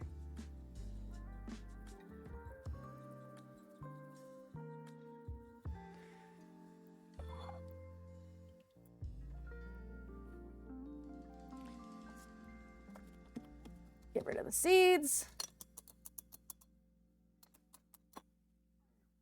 Get rid of the seeds.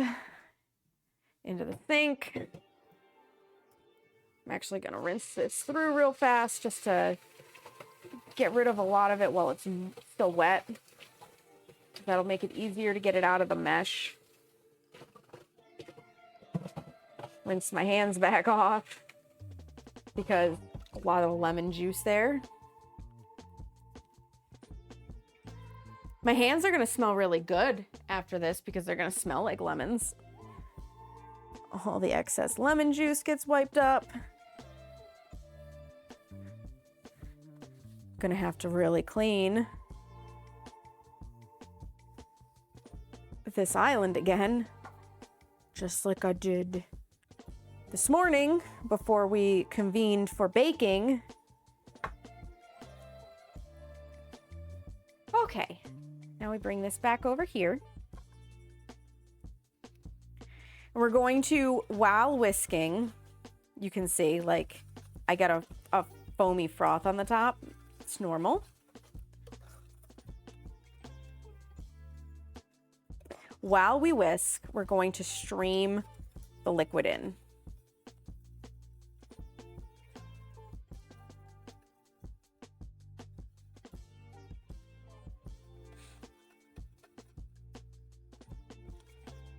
And then this gets cooked on the stove for about 5 to 7 minutes.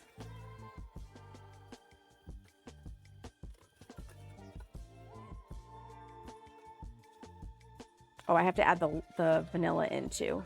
I think. No, the vanilla's at the end. The vanilla's at the end. Getting ahead of myself. Make sure this is all well combined. Nothing stuck around the little edges.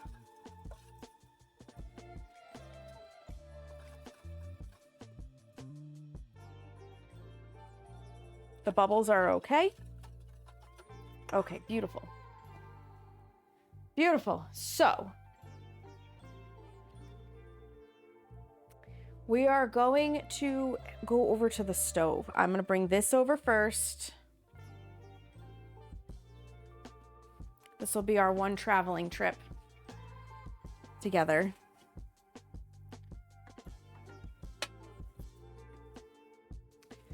And I already know I'm going to need my oven mitt for this, so I'm going to pull that down, my lid cloth one. Oh, let me turn this on. I am going to turn off overhead cam for the moment.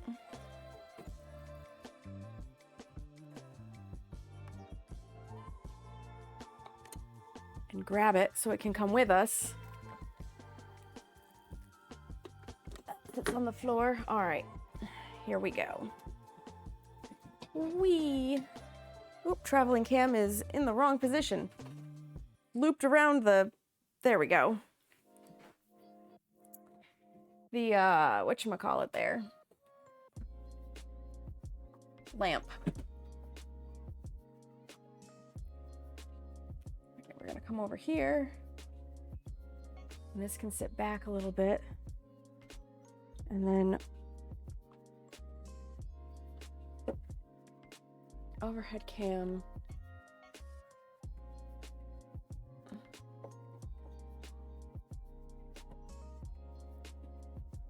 I just really want to make sure that overhead cam does not suffer. And we'll see where it's positioned.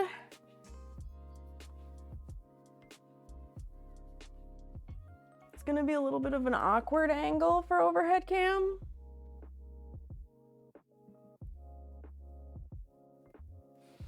That should do. And I would like, if I can from here, can I zoom it in?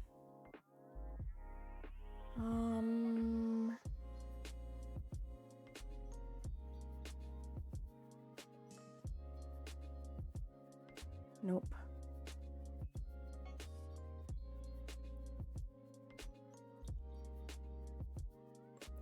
I cannot zoom. Oh, wait.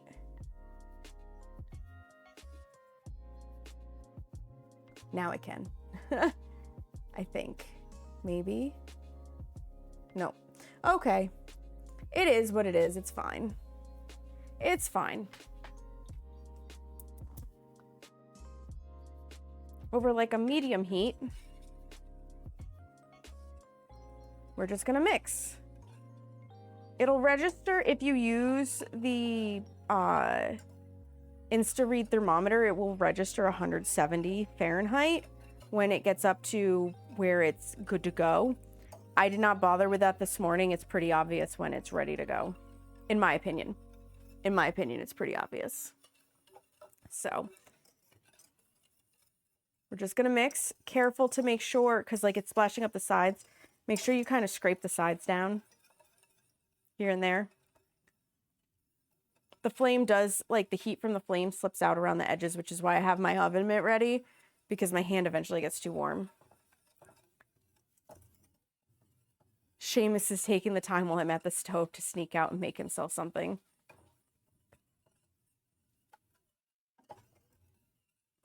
He must have forgotten to eat before I went live. And then I take over the whole kitchen.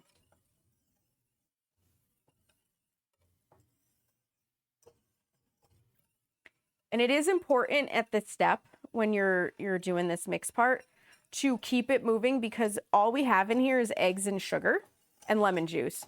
The eggs will curdle if you're not careful.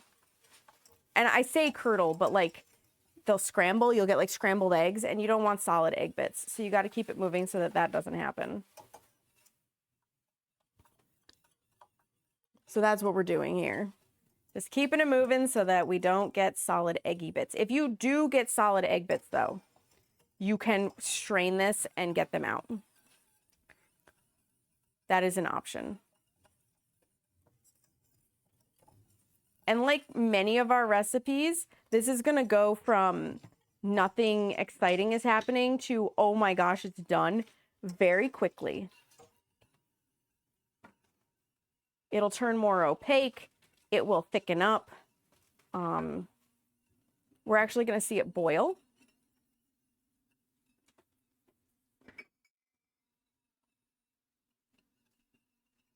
There. Now the heat cannot get to my hands, but this cloth one has more ability for me to adjust my fingers on the inside to hold the whisk, which is why I'm using the cloth versus my silicone ones.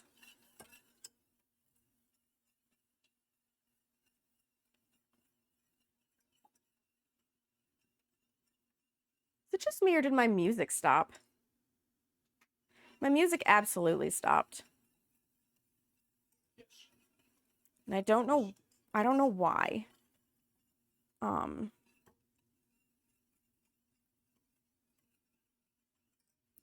Seamus, when you get done making whatever it is you're making, if you would go into my desktop and check Windows Media Player and just, like, if you have to hit play, that'd be great. Although I might be able to do it, actually, now that I think about it, from here. Let me see. Let me see if I can do it from here. I can do it from here. I see what the problem is. I forgot. I forgot that because I was using Windows Media Player to preview some videos for short form content, that I had to click the thing to make it repeat itself and be random. That's my own fault. Fixed. Yes, we've been at this about 4 minutes.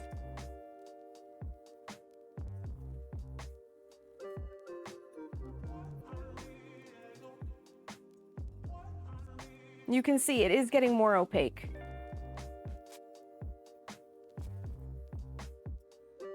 The foam is becoming less, and it's starting to thicken.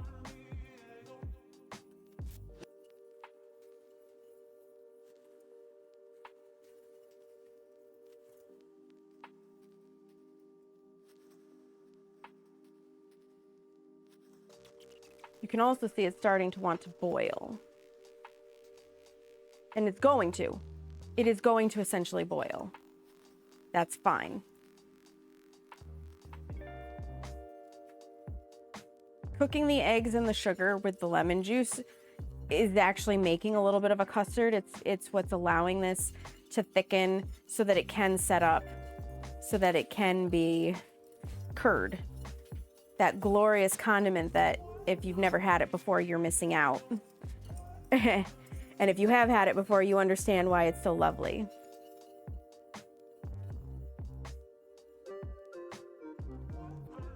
Oops, I forgot a spoon again, Seamus, if you would grab me one.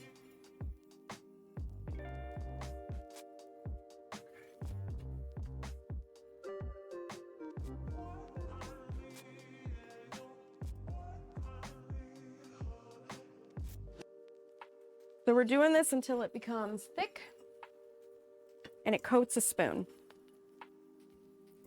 I'm going to give it the last minute to 7, and then I'll show you what I mean.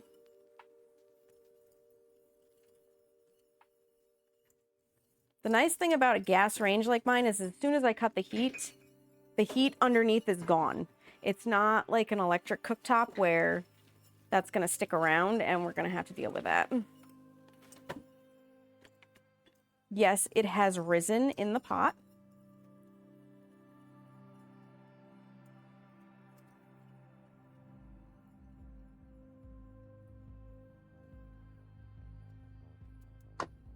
Okay.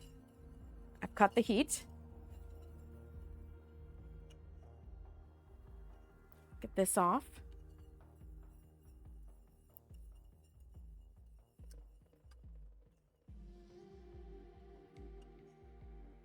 So when we put a spoon in here, it coats the back. And if I do this, it stays. So that's what you're looking for. That is how you know it's nice and ready to go. This goes in the sink.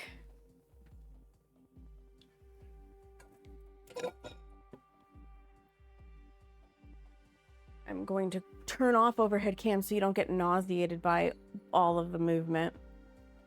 Oop. We're going to turn it off from the folder, not the source. Grab this. We're going to take the ride back over to Yon Island. Kick that into place. Put this in place.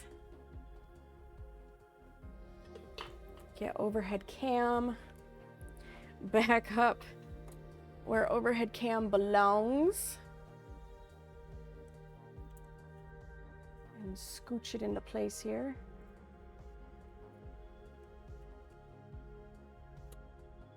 Beautiful. That goes there. Push the cords where I'm not going to step on them. Grab a trivet.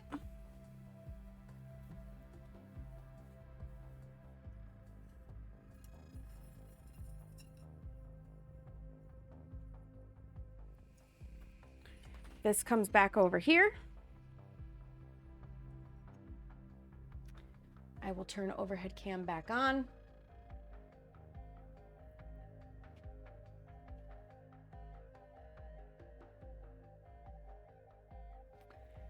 And I need to get the butter. 1 stick butter. We're going to quickly cut it into its 1/2-inch pieces. And then we're going to add this 1 piece at a time, and we have to mix it until the butter does not have any solid chunks left in the curd itself.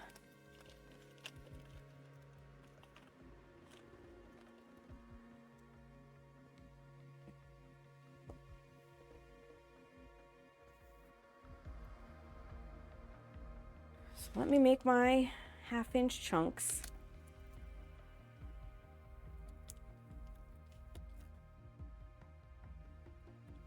And it is way easier in terms of speed to just make your chunks and then pry them off than it is, like all at once, than it is to make your chunks as you go. Because I started out earlier. I mean, maybe you're different, but I started out earlier making my chunks as I went, and it just was not working as well as when I took the time to just cut the rest of it. We did get a Miss Cameo today. Very briefly, yeah. So, in with a chunk.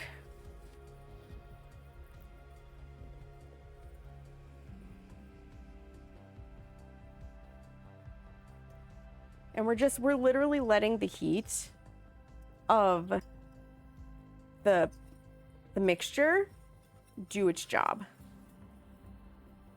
to melt the butter.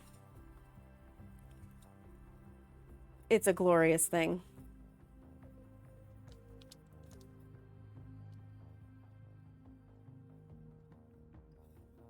Next chunk. I am glad that I did this morning, though, and that I'm not screwing around. Hi, Ben. Welcome in. How are you? I can get that water for you. Not screwing around, because I had originally thought to myself, you know, I could just, since we have to bring it to room temperature anyways, and I'm going to put yogurt in it, just, you know, skip the whole part where I let it chill and set up in the fridge. And then I thought better of it, and I was like, girl, you've never made this lemon curd before. You don't know what it's going to be like coming off of that stove. You're going to screw up this tart if you cut corners with a recipe you're not familiar with. And I'm glad I listened to that inner voice. I'm glad I listened to that inner voice. This toasty bit, I'm not worried about it. That came off of the edge. Not worried about it. And this is the one that Seamus and I are going to get to just eat.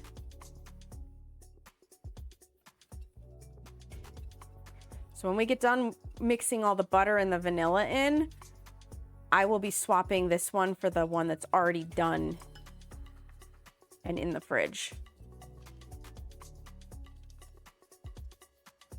I'm sure Seamus is heartbroken, by the way, that there is a lemon curd that we're going to get to just eat. You saw nothing. I am a ninja. I don't think you're that ninja-esque, Seamus. You're gonna have to work on how soft your footballs are first.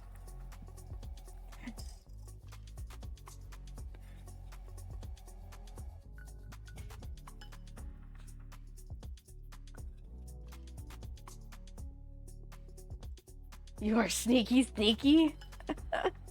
If you say so.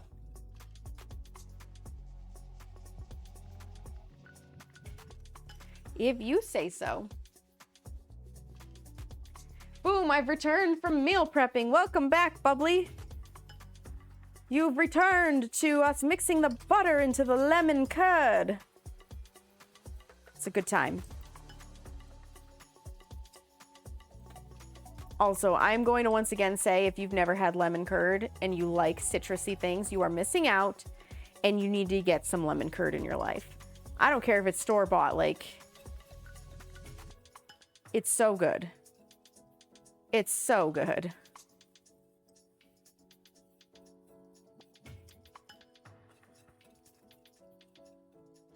I do have to wonder, though, speaking of the lemons, what the lady or gentleman at the checkout thought of Seamus with this giant bag of lemons. Because that's definitely one of those things I'm sure that they don't see very often. In amongst all of our other just basic groceries like bread and bagels and coffee creamer.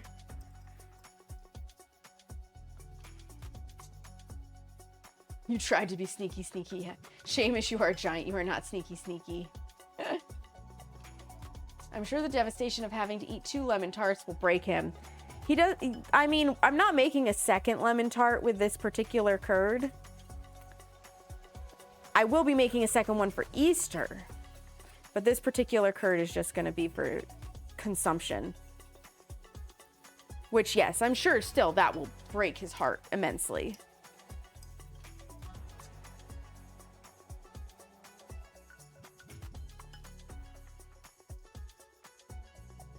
Just tragic.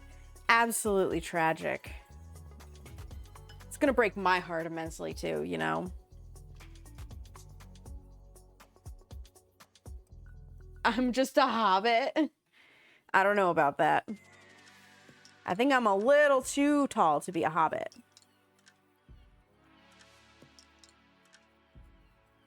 I'm small, but I don't think I'm that small.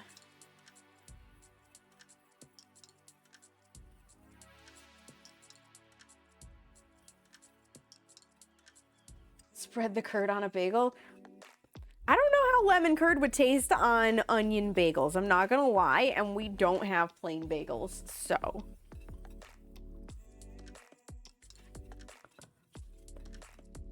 That is a little bit of a problem. I'm definitely thinking about French toast though for dinner. If not tonight, tomorrow night or something. Especially if we get the really thick cut bread to put it on, that would be very yummy. Especially if you get like some strawberries or whatever to go with it.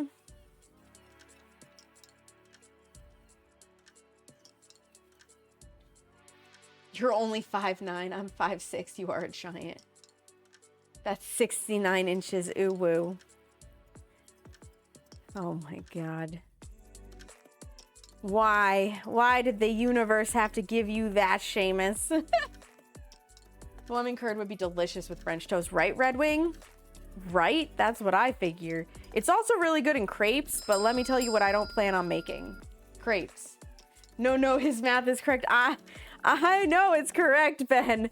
I'm just cursing the universe for allowing him to be 5'9" when he's already a horny old goat.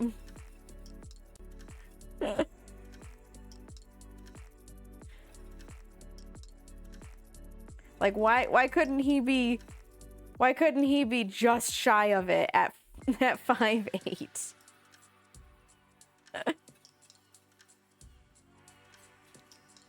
Yeah. Yep. That's Seamus. I hope you're doing well, Ben. Welcome in. I hope your DBD has been fruitful. I'll be doing more killer tomorrow night. Gonna do more murdering. Gonna continue my villain arc. And then Friday, back to Phasmophobia. I'm really surprised, by the way, that we have not heard hide nor hair of the Easter event yet, with Easter on April 5th for Phasmophobia. I'm really surprised. I'm concerned that we're going to get it on Easter and it's going to run after Easter, which for me is like meh. But I guess, you know, a lot of people have forgotten that Easter is Sunday the 5th, like the very first Sunday in April. So maybe it'll be a case that because people have forgotten that that is when Easter is, that it'll be okay that Easter comes and goes and then we get the Phasmo event. I'm just really curious to know how many new levels of the trophy there will be. That's what I want. That's what I want to know. I'm hoping it's just one so I have less grinding to do. Okay, that's all of our butter. So now we should just need a teaspoon of vanilla. Let me grab my teaspoon again. Dry it off here real fast.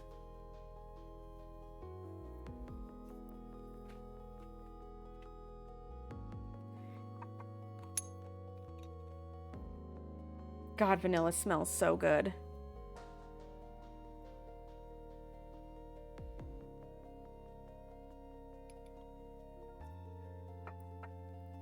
Yeah, I was very skeptical about vanilla in the lemon, but it is surprisingly good. Now, one of the things to note is she does specifically say, and it makes sense, to not chill this in a metal container because the lemon will take on the properties of the metal. It's an acid, so it's going to eat at the metal a little bit. You'll get metallic tasting lemon curd. So you do want to put this in glass. Glass specifically because it's still warm. We don't want to put it in plastic. And then when you put it in, you're going to want to have the saran wrap touching the top so that it doesn't get a skin on the top of it. Nobody wants that. Okay, this can get out of my way. This can get out of my way. These can get out of my way. All of this really can come sit over here, out of my way. Gonna have a lot of stuff to wash. So I need a container for this. I'm so tempted to just put it into a canning jar. We should have one that's relatively accessible. Actually. The Seamus one. Oh, I see it. Thank you. He's pointing. Yeah, let's just put it in a canning jar. There might be a skin that forms on the top of it. I'm willing to take that risk for taking up less space in my fridge. And canning jars are meant to have this kind of heat. They are a glass that can handle it. 1 quart is going to be way more than we need, but it was easily accessible. Hopefully you guys are getting to to see the pour a little bit. Maybe not. This pot might be blocking overhead cam.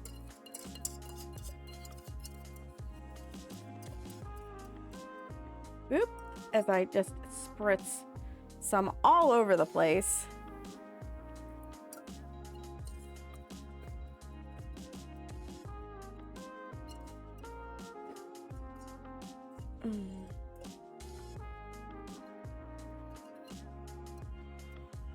It's amazing how much you can get out of this with a whisk. Into the jar.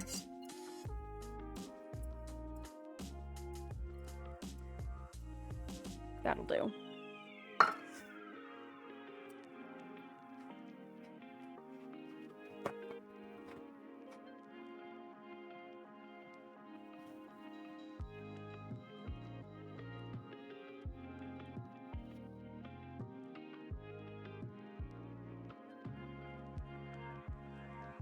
Okay. Now the really fun thing about this is the heat that's in there is actually going to suck this lid down. This can go in the fridge. Beautiful. It's beautiful. And I'm going to grab out the other lemon curd and the Greek yogurt.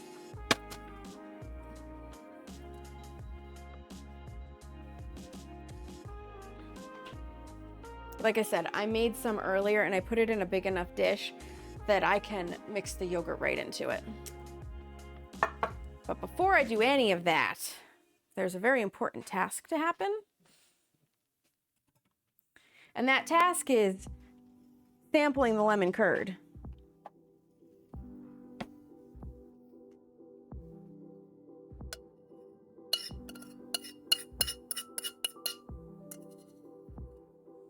Yeah, so as you can see, like it's already cooling down and it's setting up, which is glorious. Delicious.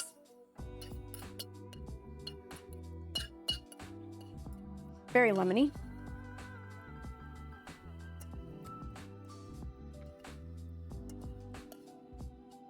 Very wonderful.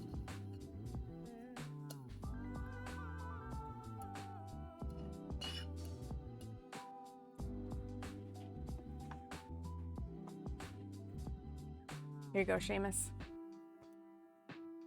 Seamus. Oh. Furniture polish, perfect. Oh my God. It is very lemony. It does kind of remind you of, you know, Lemon Pledge.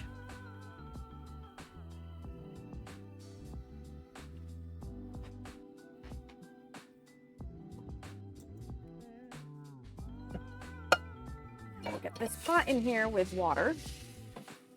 Once again, so it's easier to clean. Beautiful. Lovely. And the trivet can go away.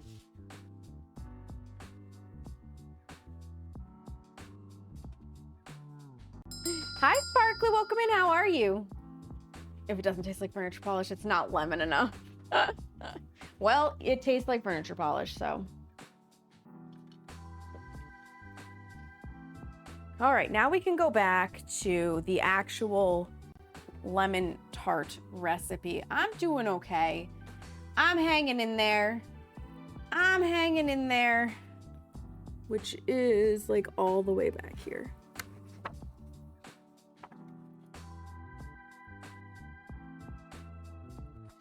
Okay, so at this point, we now have to mix the filling. In a medium bowl, we're gonna whisk the curd and the yogurt until smooth and then cover the bowl and set aside to allow the filling to come to room temperature. So we need a half a cup of plain Greek yogurt. Whole milk, ideally, which is what we've got here. Also coming in April, the new season of That Time I Got Reincarnated by a Slime. Oh my gosh. I'm so far behind on that anime. You went and started watching it without me. Boo! I said half a cup, right? Half a cup or 120 grams of plain Greek yogurt. Where's my half cup measure? There's my half cup measure. And a spoon.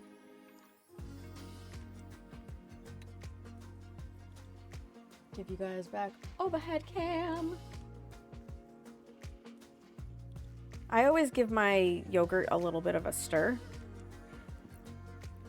so that any like slight skin or juices get mixed back together.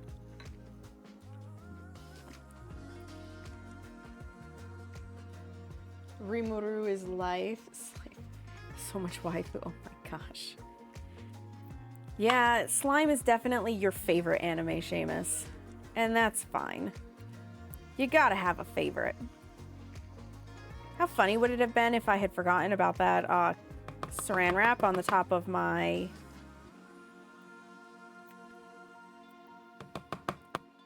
lemon curd and just poured this on top? That would have been bad. Okay, so there's half a cup. Set that on the lid. Oh, it's beautiful. It's beautiful. Look at how it holds the impressions. Glorious. All right. Get in there, Greek yogurt.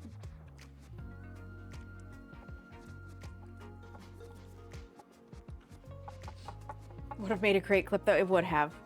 But I would much rather not make that mess.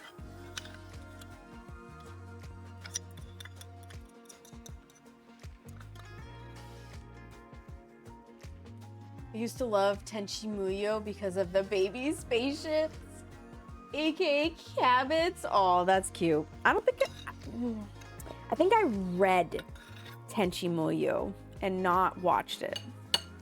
I think. I'd have to unearth my manga collection at my dad's house to tell you.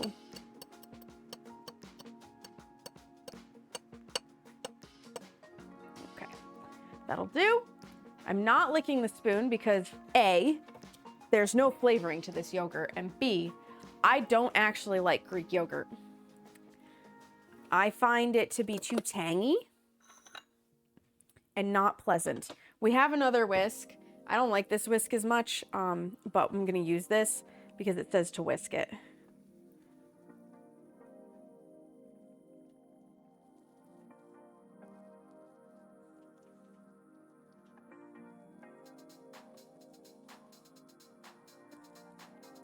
The nice thing is the lemon is gonna overpower the Greekness of the yogurt, and it will be fine.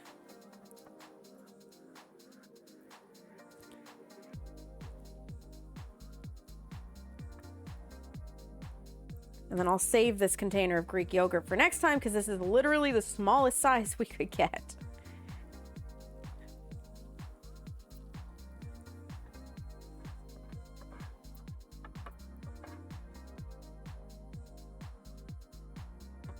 So when I make it for Easter, I already have the necessary Greek yogurt.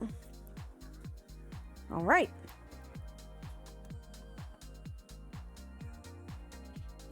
I should get that nice and mixed. Just curious. An interesting flavor.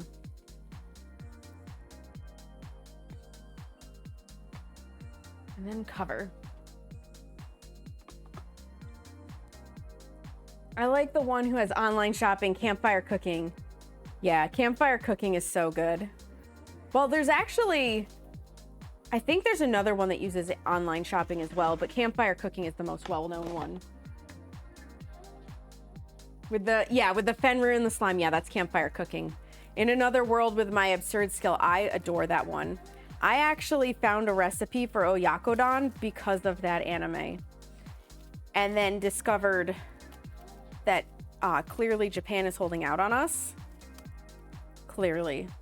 Because oyakodon is so damn good. And I really need to like cooking more to make it more frequently. All right, and that can sit back there so that it can come up to room temperature. This goes back in the fridge. This goes in Yan sink. There's so many dishes to do. There are so many dishes to do. And I can bring our pastry dough out because it has been a half an hour. These two items can get put away at this point.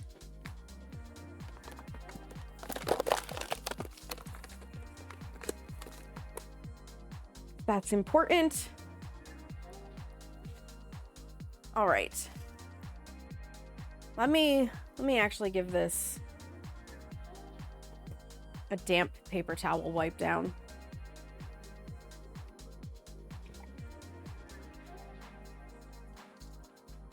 Before we start mucking around with stuff here.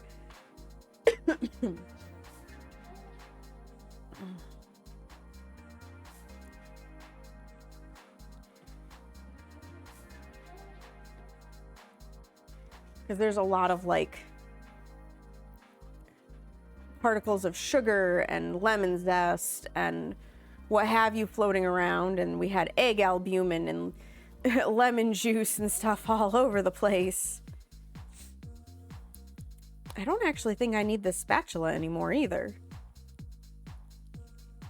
I think I'm all done. No, you know what I'm gonna need the spatula for? Getting that stuff out. All right, that's better. Mo better. Mo better. Water. So the next step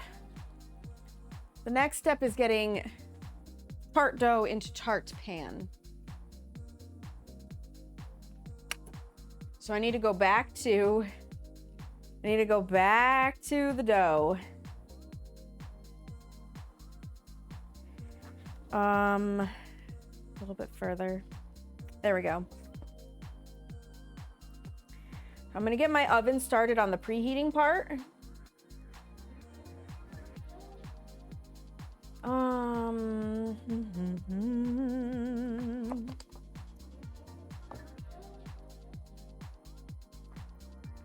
350. No, I'm not. I lied because we have to freeze the dough. We're gonna get it in the pan. Come back, overhead cam, come back. There's so much need of you today. All right. So we're gonna open her up.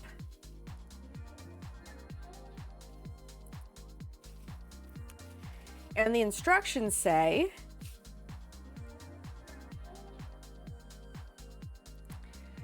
we're going to unwrap the chilled dough and use a knife or bench scraper to cut in half, then cut 1/2 into 6 strips.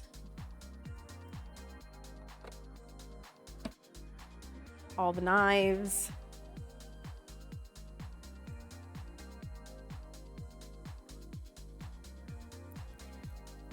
Okay, roughly half. We're gonna cut this into 6 strips. 1, 2, 3, 4, 5, and 6.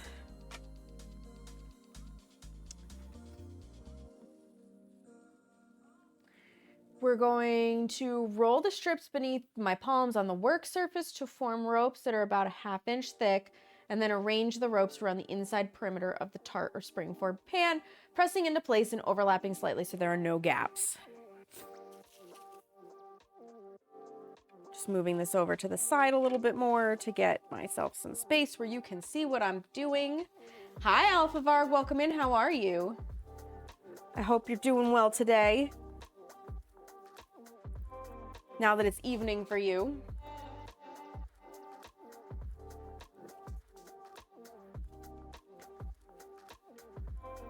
This dough smells really, really nice. I just want to say.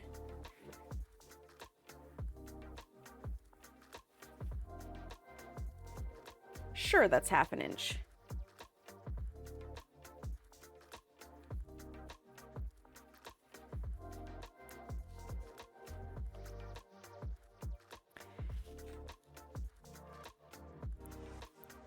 Since they're already in strips, it's really just rounding them off.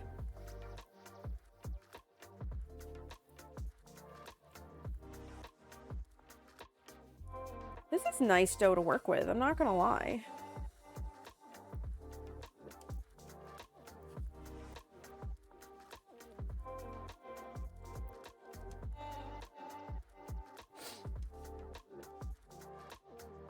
You're all rightish? I'm doing okay. I'm keeping the sniffles and the coughing at bay. Seamus offered to go get me like more cold meds, but the struggle I've been having with cold meds is it's screwing with my heart, which is not something you really want to screw with, because I have thyroid problems. And I need to talk to my doctor about what meds I should be looking at taking that will not cause me, and when I say screwing with my heart, I'm just talking about an elevated heart rate. So it's not like palpitations or anything where I feel extremely concerned. But it is concerning enough that, like, obviously not something I want to be having happen. So I'll be talking to the doctor about what cold meds do I, as somebody with thyroid issues, actually take. And then we'll have to get our hands on it. Because when your heart thinks that you're exercising, and the reality is you've only taken cold meds, that is a problem. So I'm trying not to take cold meds if I can help it at this point. We've still got 2 strips. I'm gonna thicken this up a little bit.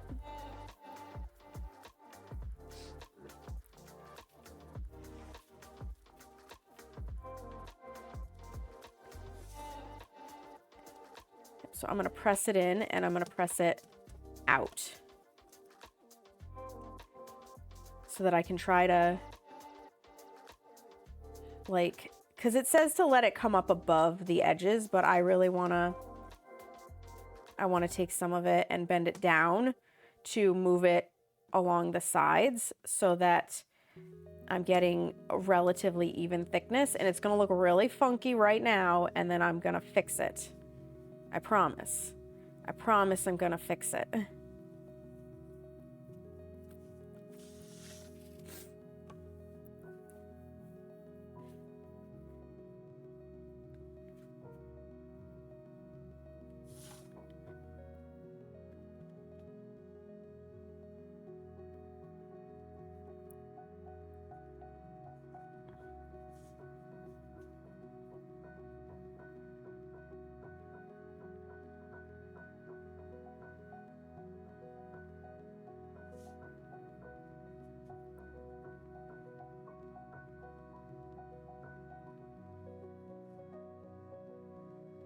Okay, that should give us a relatively even thickness. So now I'm going to just really press it in there. It is okay that it is above. It is okay.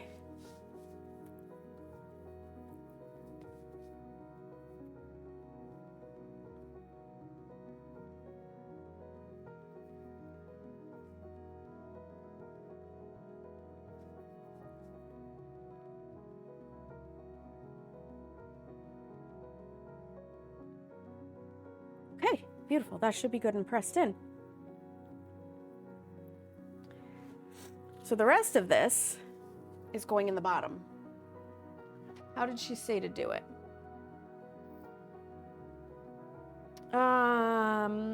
Using a lightly floured, press the dough against the sides in an even thickness all the way around. Using it hard to stand slightly above. So I used my fingers. I could get out my handy dandy glass though.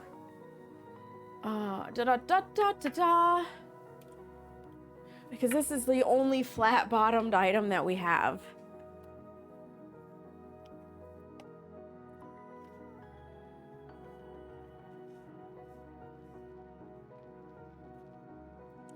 really does kind of smooth out my fingers, my finger presses. Oop.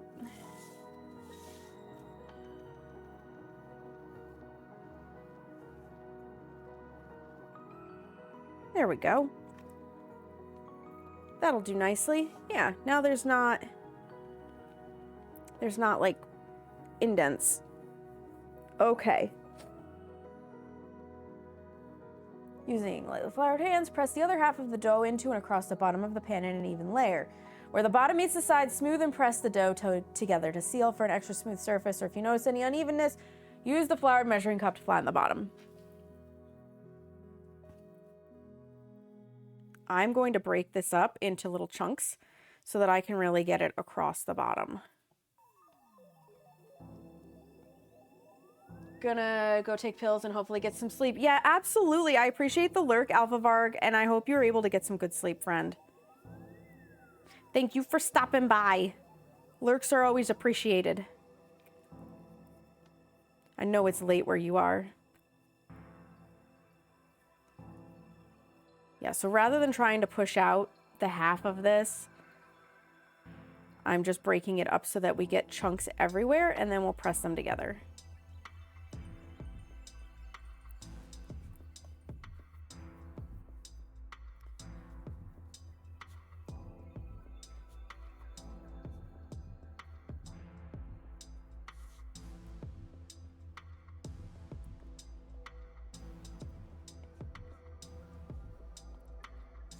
And this is supposed to be a thin bottom.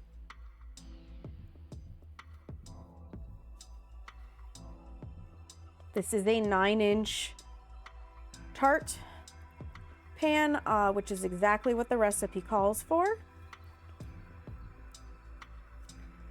So there is enough here.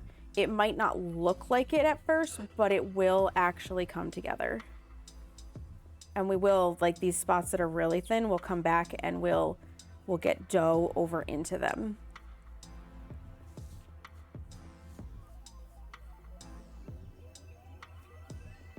Oh, so much for my nice smoothness.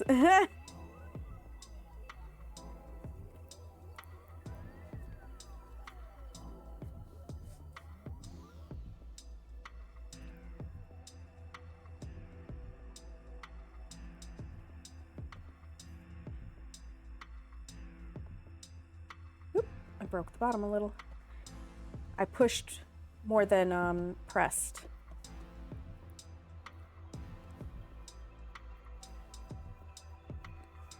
You really do want to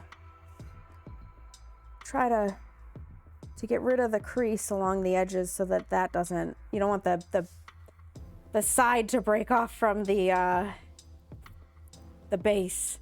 And I am just going to use this. I actually might need flour on the bottom of this to make it move. 1 second, please. Hold that thought. I need to get my flour back out.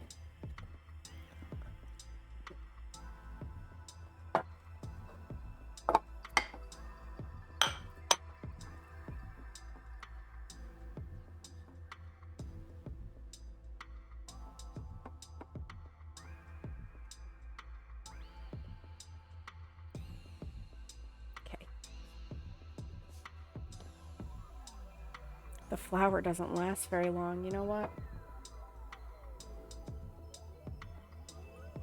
Do that. Do that. I would rather have to tip flour back out of this.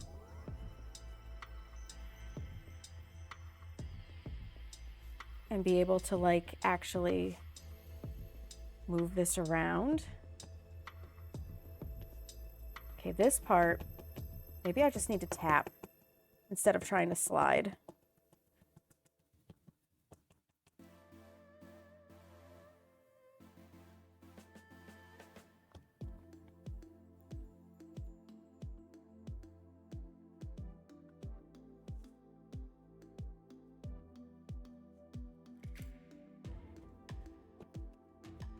I'm going to remind you that it is okay to make a mess.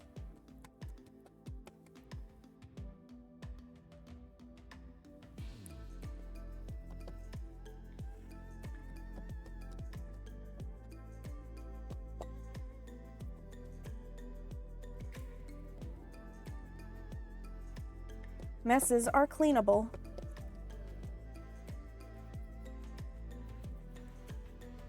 Messes are cleanable.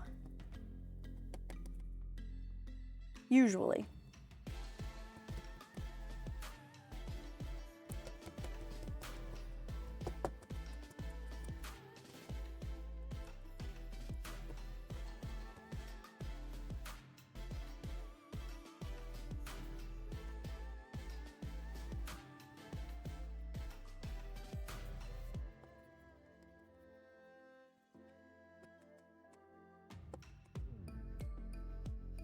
Basically absorbing the flour.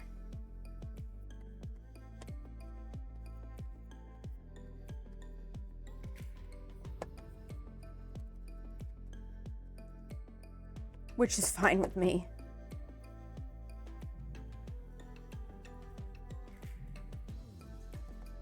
That looks pretty darn good.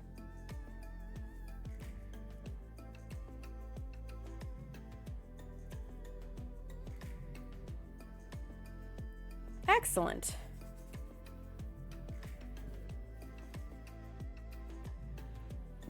So now I know it's not a slide, it's literally a press. Do not tip this over. I know I said I would just tip out the extra flour. No, we're just gonna dust it around. That'll do. It has to go in the freezer now for 15 minutes.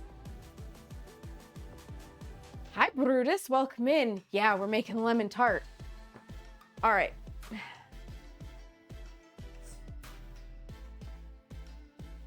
So I'm gonna flip the page here so I can read it exactly as it is written.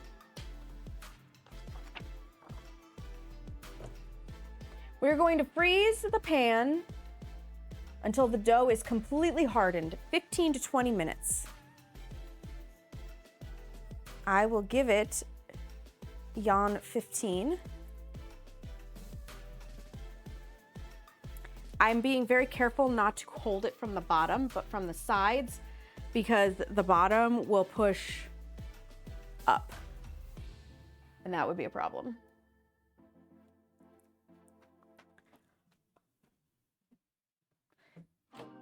Into the freezer.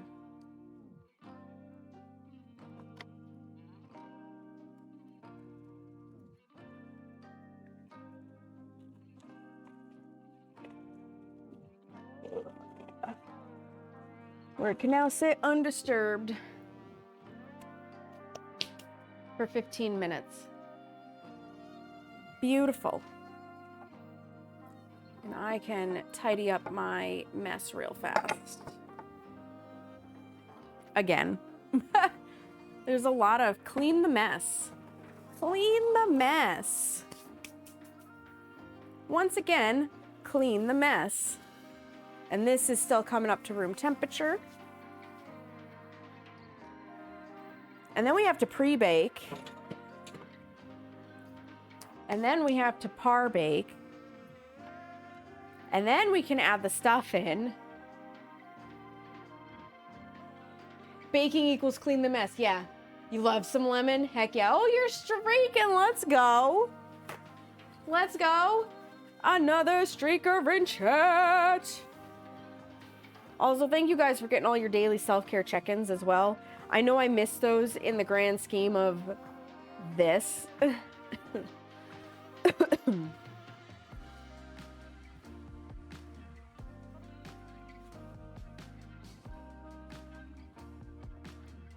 Okay. Done with that. I need... All right. You've been known to be a streaker? Oh, heck yeah. Oh, heck yeah. What, Hera? Yeah? Are you insistent? She is dancing at my feet. Yeah. Okay. Okay, rather than you climbing me. Come on. Can we like settle? Can we not climb all over my shoulder? Hi. Hi, baby. Purr purr. Purr. This is her MO. I'm baking. She must be held. Heaven forbid, hi Will, heaven forbid she not get shoulder time while I bake. Oh, we're gonna go to that shoulder. Yeah, right across the mic. Mm-hmm. What, do you not like facing that direction? Because I can keep doing this. Huh, yes. I can pin you down with my arm. Yes, I can.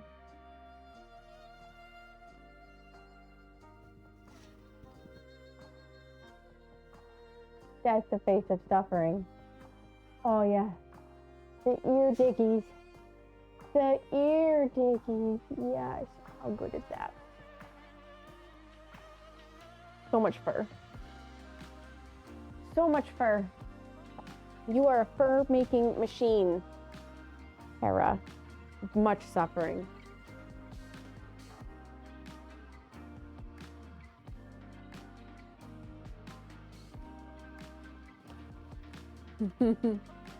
Yes. Can I put you down now?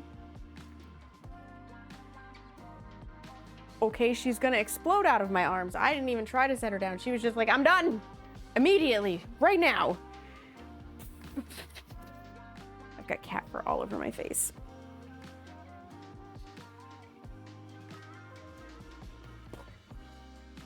Yes, all over my face from you.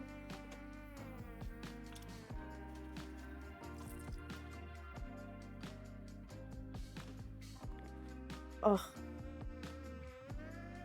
I'm hoping that the damp paper towel will pick it up. It is. Ugh. How dare I drop that precious kitty? Listen, Ben, it was a strategic let go because she pushed off of me and then had claws out and was like flailing. I don't need to be flayed alive. That cat is a princess bitch. She is a princess bitch. She is. She's very, very wonderful, but yeah, she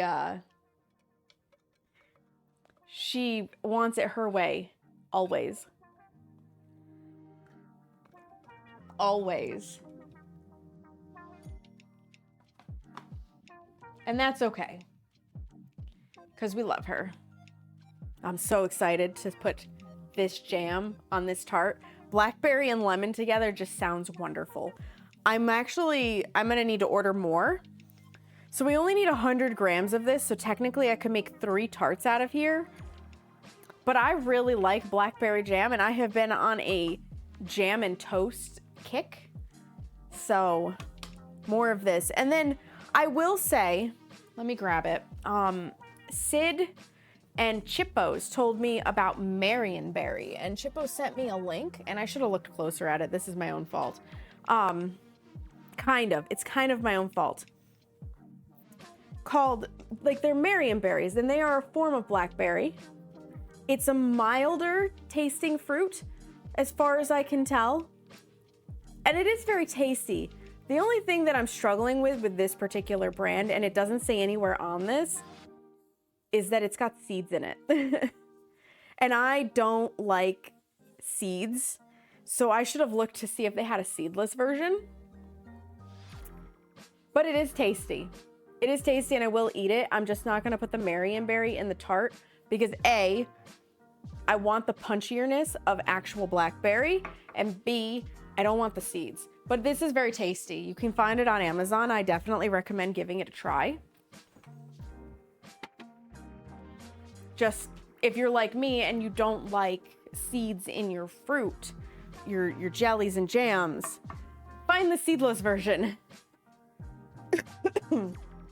Oh my goodness. It's pretty amazing. Yeah, I'm enjoying it. I am enjoying it minus the seeds. That's the only part about it that I'm like, And that's a me thing. I just don't like seeds and stuff. It's a texture thing. It's the same reason why I considered straining the lemon curd until I realized how nice massaging the sugar and the lemon zest together made the lemon zest less noticeable. I don't like that like chewy sensation in my food. So zests of any kind that you can actually bite down on in a food, I don't like. I don't care for it. I don't like nuts. I'm not a big fan of anything that's like super textured, I guess is the best way. Like obviously everything has texture, but like oatmeal. I can't do oatmeal because I can't take the texture of it. And I want to like oatmeal in the worst way because it's so good for you. And it's like, you can flavor it in whatever way you want, but I just cannot get past the texture. And I struggle with it in oatmeal raisin cookies too. And I really like oatmeal raisin cookies, but I can only have so many before I'm like, okay, I'm over this texture. I'm so over this texture. Like it is just a me thing with texture. So I'm very particular about it. We got a little over 7 minutes on the tart in the freezer. Words are hard. Words are hard. When it comes out though, I got rid of the damn knife. Shoot. I'm gonna have to wash that knife real fast. We're gonna slice horizontally along the rim of the pan because we're using a tart pan and remove excess dough, creating a smooth edge flush with the top of the pan. And we're going to reserve the scraps of raw dough to patch any cracks in the crust after baking. If you're using a spring form, you can leave the edge unfinished or trim around it with a paring knife to create a smooth edge with an even height. Then we're going to place the pan on a rimmed baking sheet and prick the bottom all over with the tines of a fork and press a layer of foil directly onto the surface of the dough and up the sides, especially working into the space where the bottom and the sides meet. And this will help to prevent the dough from slumping as it bakes. No dried beans or pie weights needed. A tip that she picked up from the legendary pastry chef Lindsay Shere, S-H-E-R-E. Could probably be pronounced either way. So we've got a little bit of work to do in about 5.5 minutes when this comes out of the freezer. And then it has to get baked. And while it's baking, I think I'm gonna do the dishes because we've got like quite the pile going here. Actually, speaking of dishes and piles and moving stuff, these need to be labeled. Before I forget that there are 5 egg whites in there. A little bit of masking tape goes a heck of a long way on the top. We have 5, 3, 22, 26. These can go in the freezer. So you can freeze egg whites for a while. And that's exactly what I'm doing for my eventual angel food cake. I am just freezing the egg whites because I really like, unless I'm going to make more lemon curd, I really don't want to have to crack open an entire dozen of eggs because eggs are expensive, just to take the whites out for angel food cake. I'm doing decent, Will. I've got the coughing and the sniffling under control, so I feel a little bit better about that and doing the baking and whatnot. How are you? How is it going? Oh gosh, I think Seamus's family group text is taking off again. I will say this. You used to be able to mute conversations in text messages, and I cannot find that function anymore. And when I am baking, I would really like to mute some of these group conversations. I love Seamus's family. Like, don't get me wrong. They are wonderful people. But when you have, let's see, there's 2, 3, 4, 5, 6, 7, 8 people in a group text, and this is their main form of communication because of people being spread far and wide. They get chatty sometimes. And then my phone blows up. Contraband police is an addiction right now. Send help. I will not send help because it's a worthwhile addiction.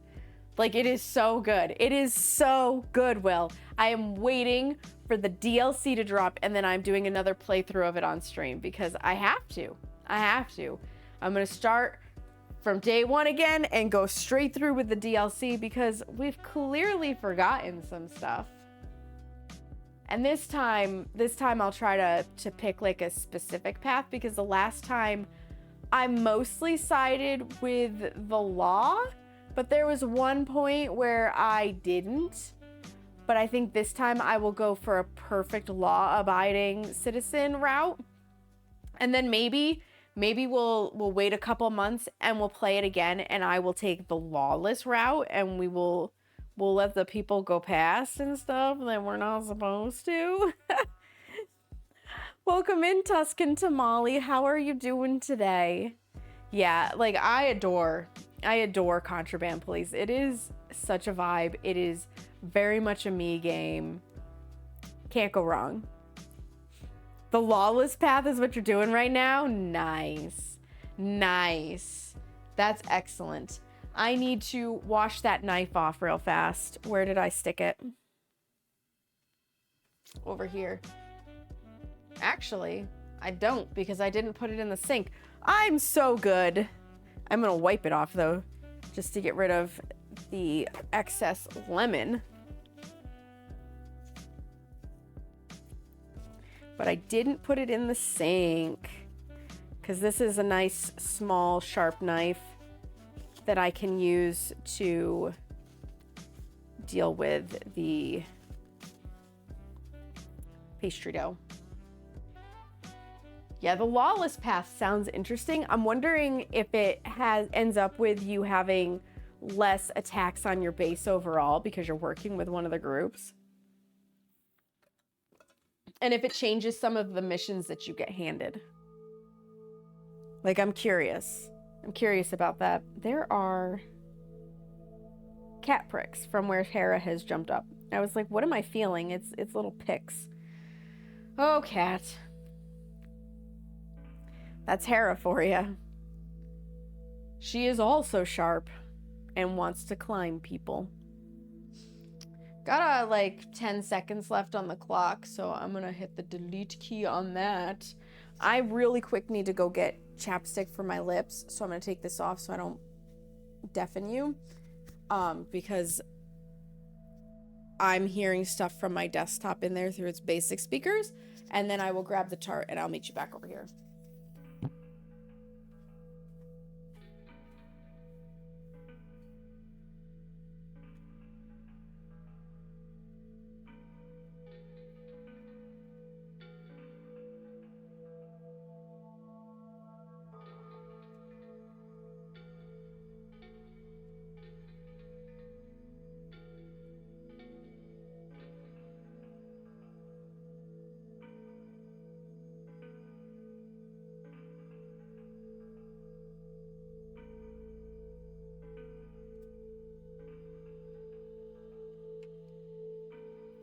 More money going the lawless path or the lawful path?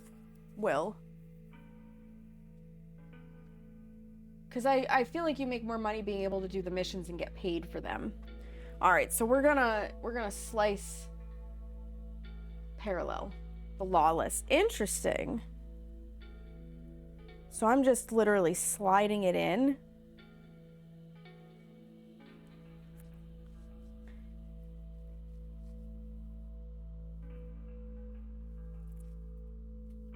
And I'm just letting it run along the edge.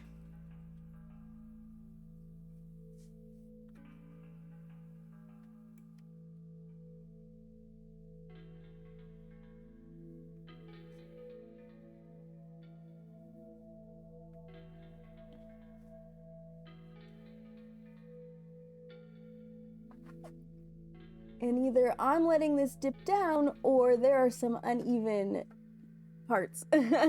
It could be either, honestly.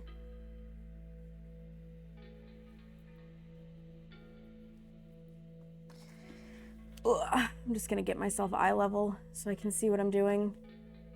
I know you probably, like, you can barely see me, but this makes it easier for me to do the slicing rather than trying to have to guess. Ooh. Perfect. And we have to save this just in case we need it for after it bakes. I'm gonna try to just squish it into a cohesive ball here. It's really not squishable with it being cold. That's a nice crust though.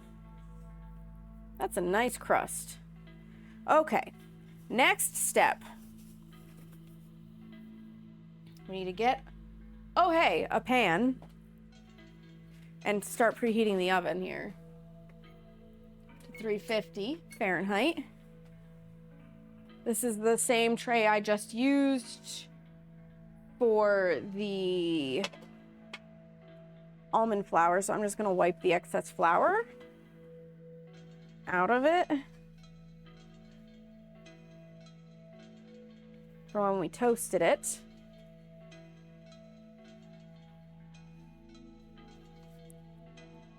We're gonna set this on the tray. We're going to prick the bottom of this. Let me grab a fork.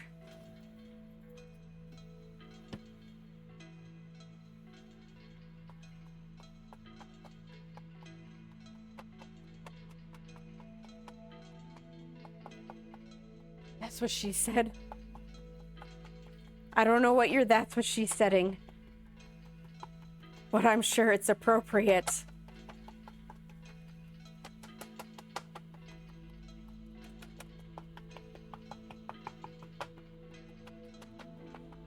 I may go overboard with the pricking of my doughs, just so you know.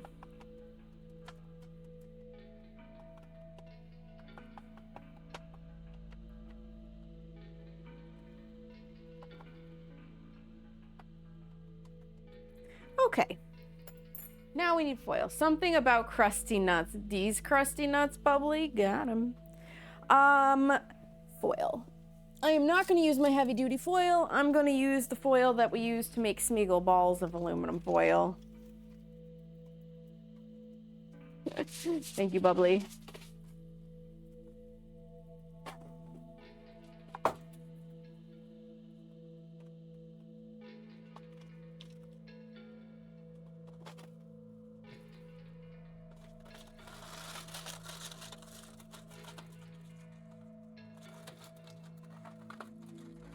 Such an interesting way to think about doing this, honestly.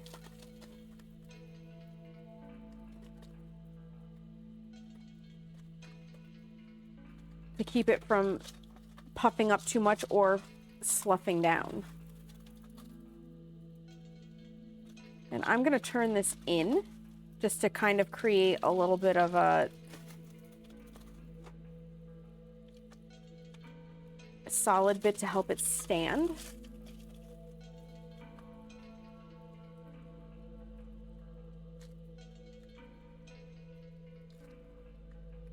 Because the only other aluminum foil we have is like the really good Reynolds Wrap heavy duty, and I don't want to use that for this process. Because we're talking about this box of aluminum foil costs like $2, and the Reynolds Wrap, which has like a quarter of what this box has, costs $8. Yeah. That should do it. Hi, Ilana. Welcome in. How are you? Set this over here. Okay, so we did that. And then we're going to bake it until the edge is golden brown. Peek under the foil to check. 15 to 20 minutes. So another 15 minutes. Easy squeezy. Easy squeezy. Just hanging with kiddos. I'm doing decent. Always nice to hang with the kiddos. I have none. So if I'm hanging with kiddos, it's like my little cousins or my friends' kids. I just gotta wait for the oven to finish coming up to temp here. I am happily childless, child-free. Because I did not want the responsibility of kids. Yeah, I made this choice. I made this choice.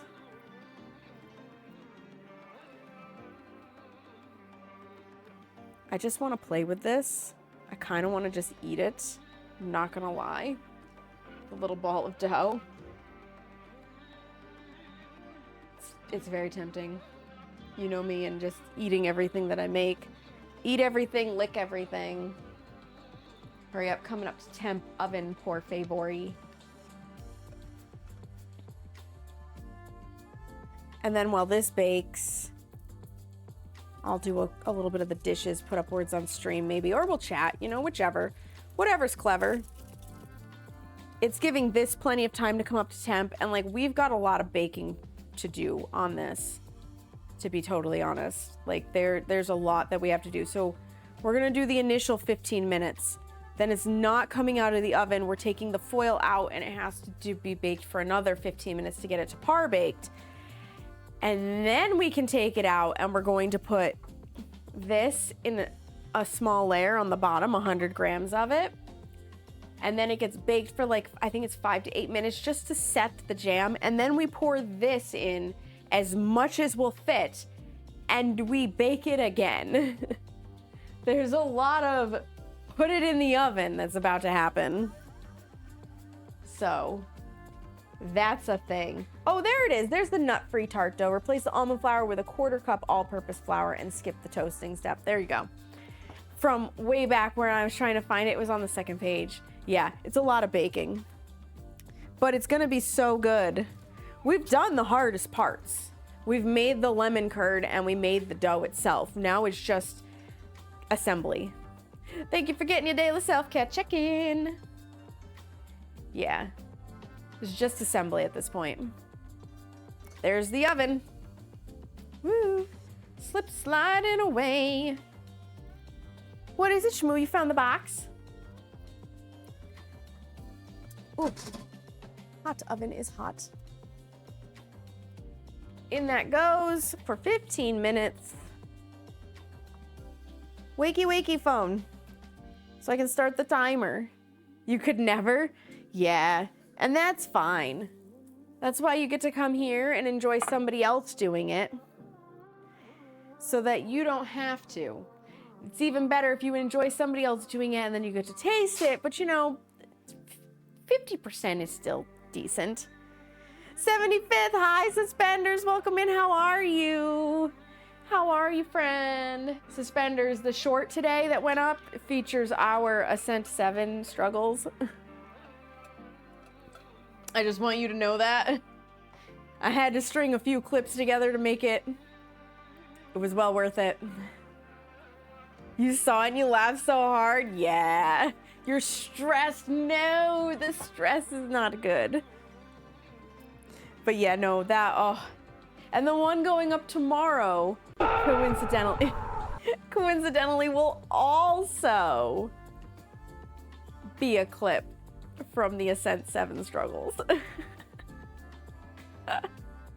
It's so funny. It's so good. Yummy. Yeah. Yeah. Oh my god, that emote is adorable, Suspenders. I love that. Oh, it's from the hype trains.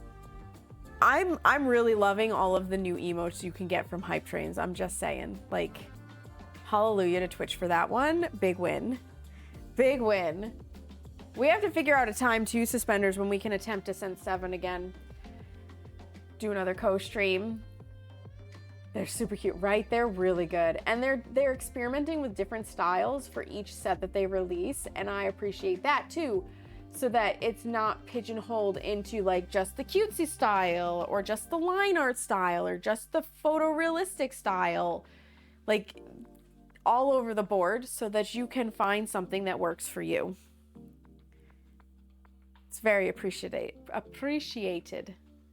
I tried to say appreciative and appreciated at the same time, and that did not work. That did not work. Oh my goodness. I can't wait to eat this tart though. Thank you for the giant emote, Seamus. Probably after your holiday, so mid to late April at the earliest. Yeah, no problem. No problem. Look at the doggo in the chef hat. That's so cute. Chef Frank. GG's Twitch. GG's. I love that. I love that so much. We do have an ad that's getting ready to run, which is fine because we're just chatting at the moment while things do their thing. As it does. As it were. I tried to combine words this weekend too. I can't remember what the word was, but it was funny. I believe it. Oh, no. Cute. You're just finding them all, Ilana. You're finding them all for us. I love it. I'm here for it. So much stuff all over the place. All over the place. All right. I will start with emptying the drain board, so you'll be able to see me walking around. I will still chat with you guys. I am going to desperately need to get the dishes clean. I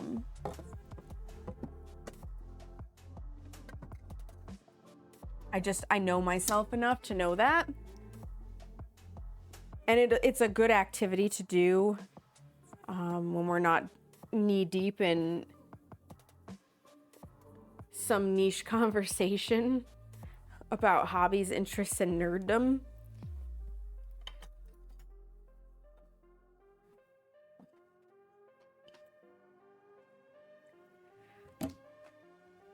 Because we do that here. I know I said do. Before anybody else points it out, I know what I said.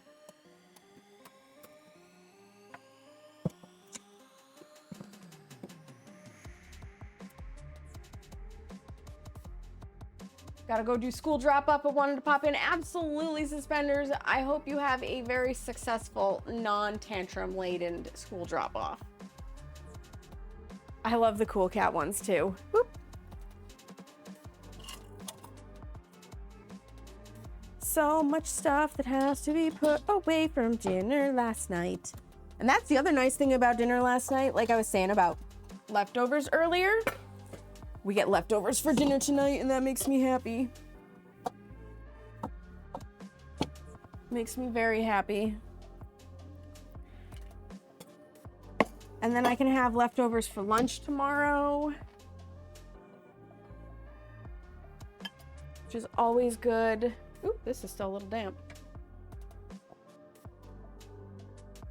There we go.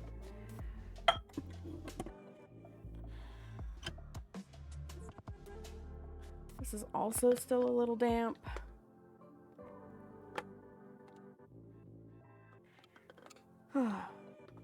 Nobody warned me that becoming an adult meant the never-ending dishes that either have to be cleaned or put away. Like, I feel bamboozled by life. Feel bamboozled by life here. Don't get stuck on the counter. That has yet to happen. Doorknobs, on the other hand, doorknobs happen. Especially when I'm in a rush or my hands are super full and heavy. Doorknobs happen.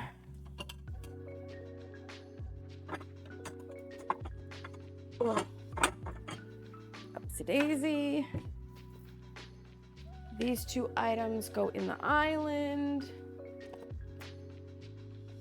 All right, I don't know if it's just lagging on my side for showing me what's happening or if it's actually lagging for you guys, but real, right? Never-ending dishes and never-ending figuring out what to eat. Oh my God, Bubbly, I hate that one. Or Bean. Oh my God, your guys' colors are exactly the same. Yeah, Bean, I hate that one too. Welcome in, Bean. How are you doing? I hope you're doing well. Couldn't you just put a Seamus to clean in the background? So I usually do have a Seamus to clean, Ben. but I need to keep moving. That's what I feel like right now. I'm making meatloaf and mashed potatoes for dinner tonight and tomorrow. We're trying to be more mindful of what we cook to stretch it out, not only because of inflation, but because we're moving down to his mom's house, which is a good 30 minutes away, and I am not going to the store every night after work then driving home. Yeah, no. No, I don't blame you, Bubbly. I don't blame you at all.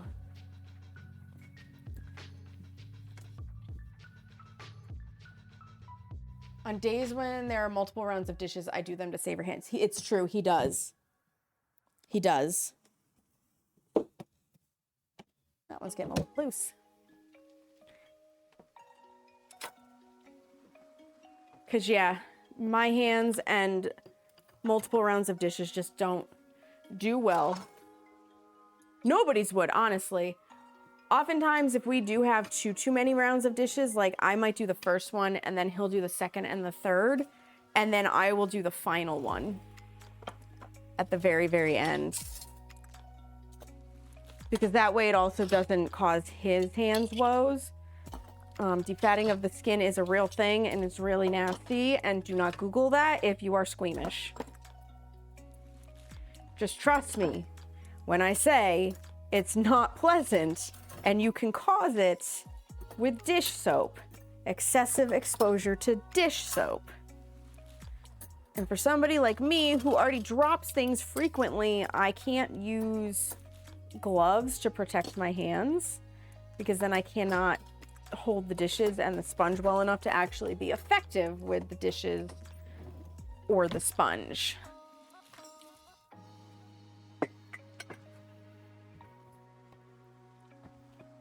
Well, that puts all the clean stuff away. Seamus is a good boy. He is a good boy. What the heck is stuck to the bottom of this, though? Doesn't matter. It doesn't sit on anything.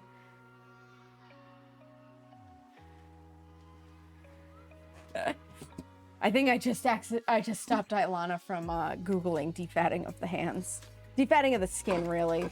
But when you Google it, like, you'll get hands quite frequently, and then you'll also get other things, like...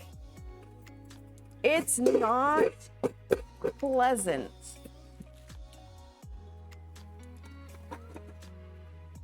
And having defatted my hands once on accident from washing dishes too much, I can also tell you that it's not comfortable. Got 5 minutes on the clock. I don't like how gloves feel, but I'll use them to clean the leftover food stuff from the dishes because wet food is so gross, Bubbly. I am right there with you. You know what I usually do with wet food? Wet food doesn't bother Seamus as much. So I just tap him on the shoulder and I'm like, can you scoop the food out of the bottom of the sink? That's how I deal with wet food. And he's very gracious, and he does. He's very gracious and does that for me. We got about 4.5 minutes, and then we pull the tin foil out of the dough, and it cooks to par bake another 15 to 20 minutes. So, Pop Nemo, I love it. I love it.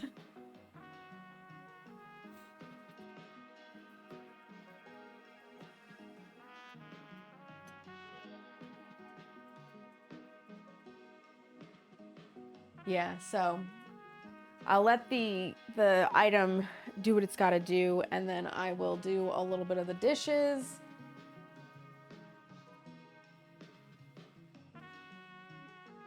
And then when the timer goes off, I'll pull the thing out of the thing. Yeah, pasta for dinner since kids are going crazy. Oh, pasta for dinner is so good, though. I was a hospital corpsman and paramedic for years. I've had my hands in every nasty thing imaginable. Nothing bothers me now. You know, that's fair, Seamus. That's fair. And as somebody who has not been that, I would like to not experience that in my life. Not that I couldn't handle it if I had to in an emergency situation, but I'd rather not. I'd rather not. Hopefully your kids calm down, Ilana. Hopefully they chill. Or they're gonna be miserable to try to put to bed, I'm sure. Must be something in the air, though. It's probably like spring fever, cabin fever. 2.5 minutes. Oh, I hear a Shmoo. Shmoo who has, you have 20 minutes to dinner, bud. 20 minutes and then I'll put more wets on your mat, okay? And then you can have your din-din. I think he was just eating dry crunchies. Because they're free-fed dry food, and Hera doesn't really like wet food. So in between his servings of wet food, which he now prefers, he eats dry kibble. Yeah, we did just got candy in our new Easter basket, so need to hide it from them. Oh, yeah. Yeah. Man, I miss Easter baskets. Like, I do and I don't, right?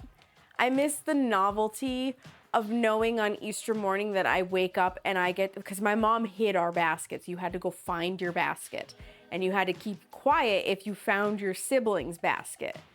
But you had to go find your basket. And when we were really little, she'd hide other little items around the house that were family items, not presents for one person or another. So we'd usually have like a movie, a video game, maybe a board game, like some little extra tidbits.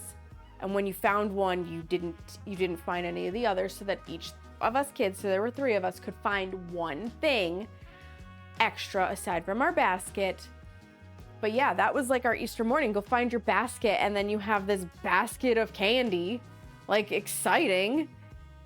We also, when my grandmother on my mom's side was alive, we got 2 Easter baskets because we found our one at home, and then we found our one at grandma's house.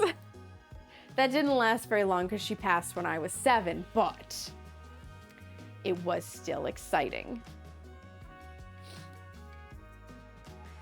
I wish someone would give me an Easter basket. That was our rule too, right, Bubbly? It was a fun tradition. You're too big now. They still do that at your house, though. Yeah. So I will tell you this. If my mother was still alive, I guarantee you we would be going over there to have Easter dinner, and she would still put baskets together for all of us, despite me going on 37 years old in May. She would still put baskets together for all of us. Seamus would have a basket at this point, and we would still have to go find our baskets because my mother loved all of that. She really, really enjoyed all of that. Like I said, as we got older, the little extra gifts disappeared and it was just your Easter basket with candy. But it was still fun, even as an adult, to go find it. Okay, there's the alarm. So I am going to very carefully go pull the foil off.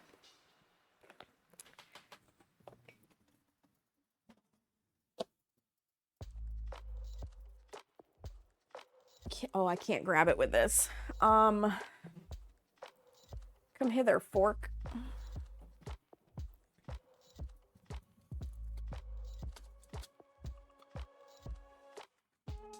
Okay, perfect. I lifted it. Now I can grab it.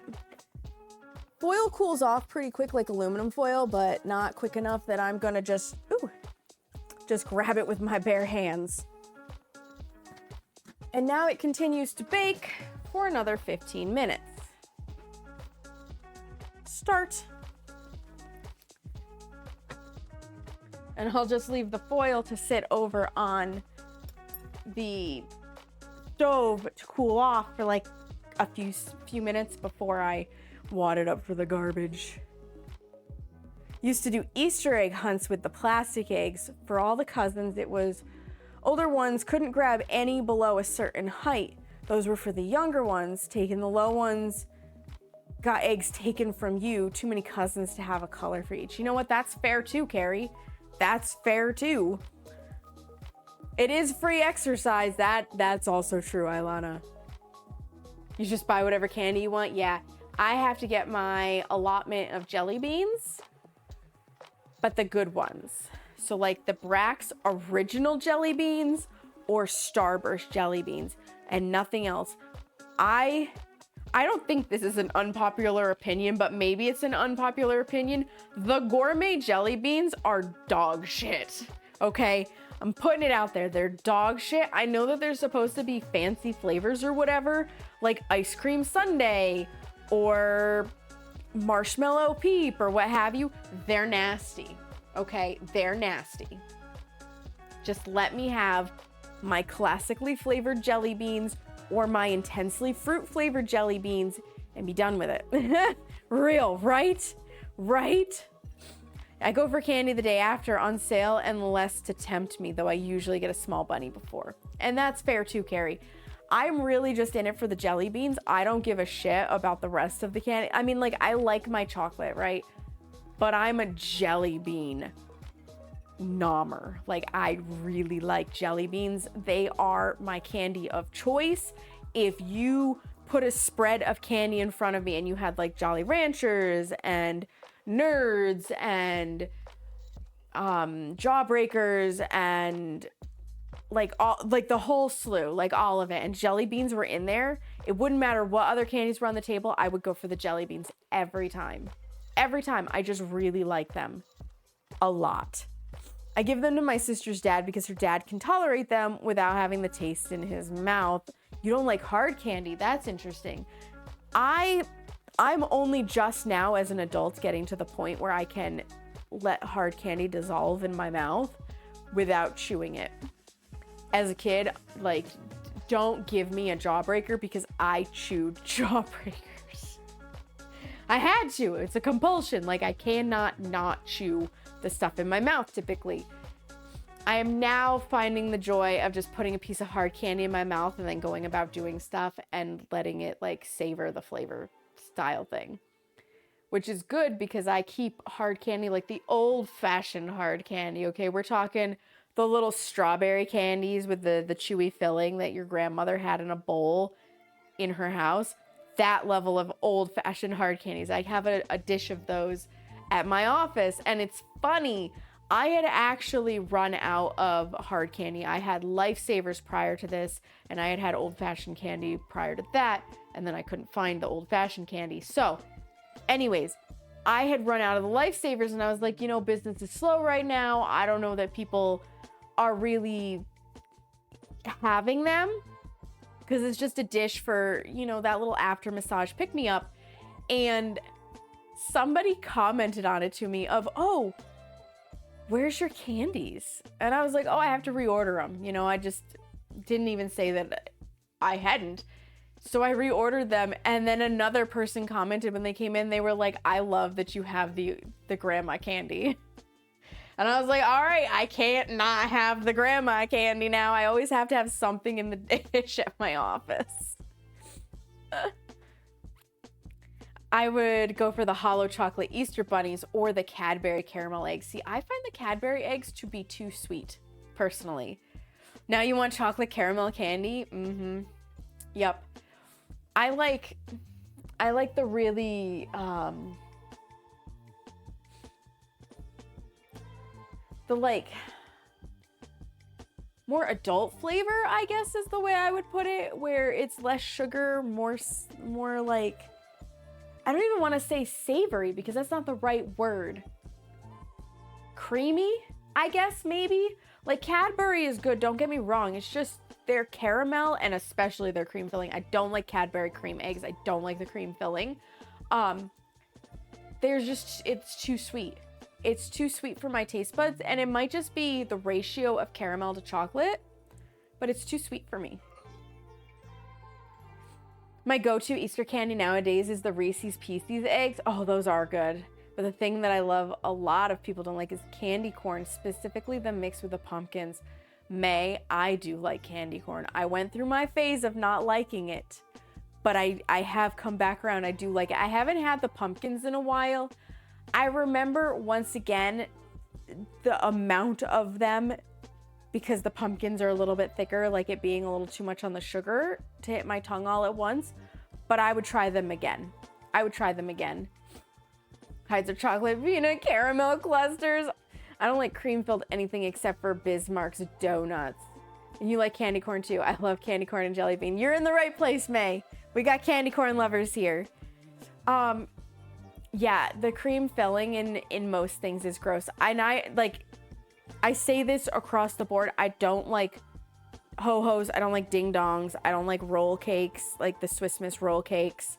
I don't like Twinkies, okay? That might be an unpopular opinion. I don't like Twinkies. Like, all of that cream filling is just not good to me. Boston cream donuts, on the other hand, because it is a custard cream. Now we're talking. I love a good Boston cream donut, but yeah, for the most part, cream filling in candies or in commercial desserts, not for me. Eat your stinky socks jelly beans? No stinky socks jelly beans. No candy corn for you? Yeah. Candy corn still tastes like wax to me, and that's fair. I know a lot of people feel that way, Red Wing. And I'll eat yours too, so there, bet. Oh my God, we're gonna get Seamus the nasty jelly beans. Actually, true story, my sister-in-law, before she and my brother got married, she bought for us one year the little boxes of the Harry Potter mystery jelly bean novelty things, and I had to put them in the garbage. I never tried them because I'm somebody where jelly beans are more or less a safe food for me. And if I ate the jelly beans and I got the nasty ones, it would ruin jelly beans for me, and I was not willing to do that. That's also partly why you've never seen me offer to eat funky jelly beans on my stream. I don't want to ruin jelly beans for myself. I like regular candy corn in small doses. I like Twinkies, but it's partially nostalgia since that and M&Ms are what Grandma gave me when I came over after kindergarten. They were right next to the school. Ah, there you go. Earwax for the win. Oh my God, Seamus. Birdie Bot's Beans started the whole Bean Boozled trend. Thank you, Red Wing. You have the name of it. Yes, it did. It really did. Right, May? Totally fair. And I think it's valid, too, to note that we are starting to see people who've done the beans religiously for years, who have a large following that prompt them to eat a lot of the beans, have actually developed like an intolerance for being able to eat them. Like they've eaten so many of them that they are not, like they feel unwell after eating them, and they had to cease doing that particular redeem. So for what it's worth, they may not actually be very healthy for you in large doses. Take that as you will. If you are a streamer who does Bean Boozled and you start to really grow, you may have to cease that part of your stream due to Bean Boozled in induced illness. I have seen, I think, 2 people suffer consequences. So DeFool had to cease it because they were making him sick, and Mathman, aka Barry, aka Content Delta, this was a combo wombo for him, but he ate so many weird things between chocolate covered bugs and Bean Boozled beans and spicy beans and some weird soda, like for a streamiversary hype, like a subathon type thing, that he got a stomach ulcer. He got a stomach ulcer, and that is no fun, friends, because as it turns out, his regimen meant that he had to take meds, and while on these meds and letting his stomach heal, he couldn't have anything acidic, so no coffee, no acidic teas, had to be mindful of what teas he drank, no caffeine, okay, no caffeine, no chocolate, bland foods, okay?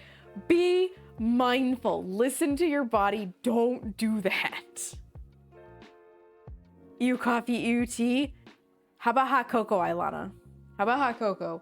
Because I can't have coffee myself due to the caffeine. Even decaf still has enough caffeine in it to trigger me.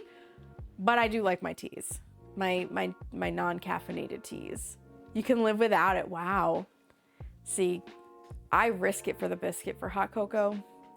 I have a 50-50 with hot cocoa on whether or not it's going to upset the IBS. We got 4 minutes on the clock for our tart.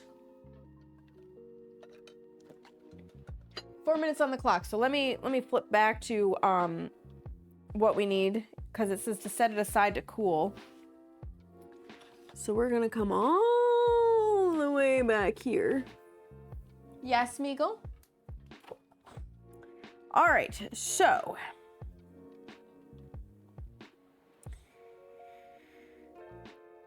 we're gonna have to line the baking sheet with foil. So it's a good thing I didn't put the foil away yet. I had a feeling I needed more of it. And then we'll put the par-baked tart crust on the foil-lined baking sheet and spread jam evenly along the bottom, working it all the way to the sides. And we're gonna bake just until the jam is set 5 to 7 minutes. And this layer creates a seal between the curd and the crust so the latter stays crisp. And then remove the tart from the oven and fill it, and then bake it again. Did I mention that there's a lot of just keep baking things in this? Let me grab that other tin foil so I can toss it. It has a little bit of the crust on the bottom of it, like the crust did stick some, but overall, now I can try it actually.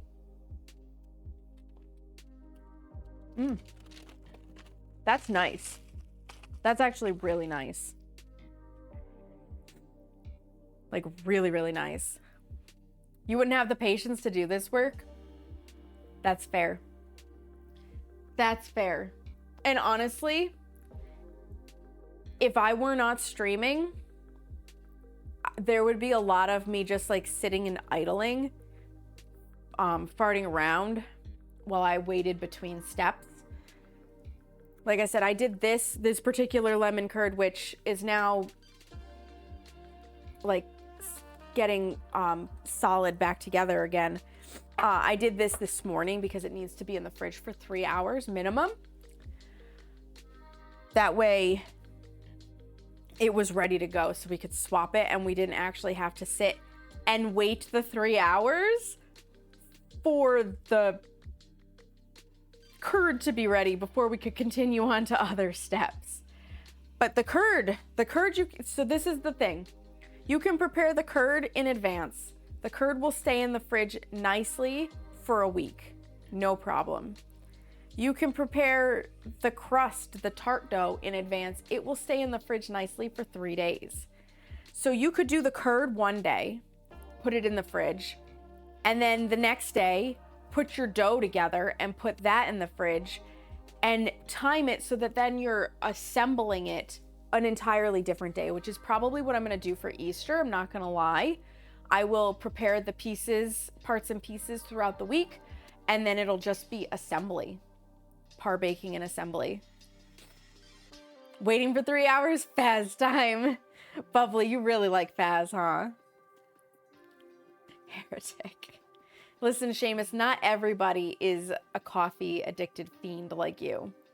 Okay, some of us don't have drug addictions because caffeine is a drug. Never forget that.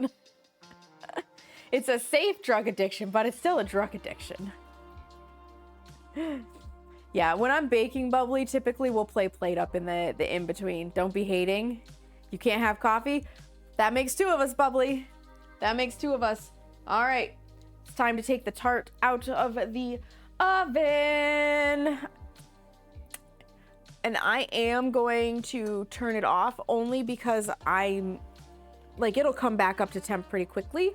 I just don't want it running while I wait for this to cool down a little bit. I'll be damned. She was not kidding about the fact that would keep it from sloughing. I'll be damned. Let me turn overhead cam on for you guys. And I need to move this back out of the way so that I can push this. Actually, I need to take the tart off of the baking sheet itself, because I'm gonna have to foil line the baking sheet. Look at that. The foil really did the trick. Like, that's amazing. That's amazing. And now we don't need any more of this.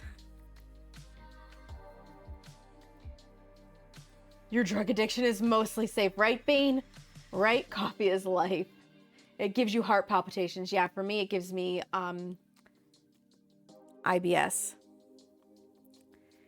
Should I just take a bite out of this like an apple? I bet it's pretty tasty. And I have no cracks to fill.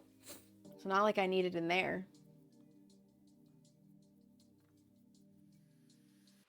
Not like I need it in there. This is really fun to play with. You know what? Fuck it. This is good. This is really good.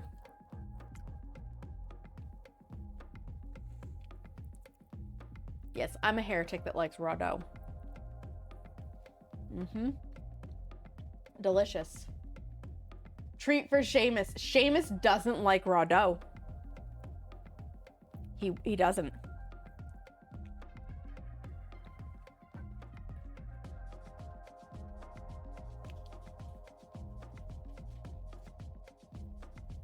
Sam is all the treat I ever need. Ooh, ooh.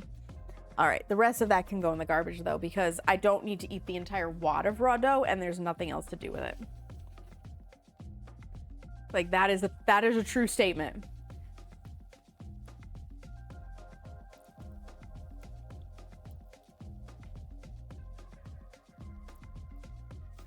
This will take a moment to cool down. The tray though, the tray's already cool to the touch. Now who is the heretic, right? Right, Bubbly?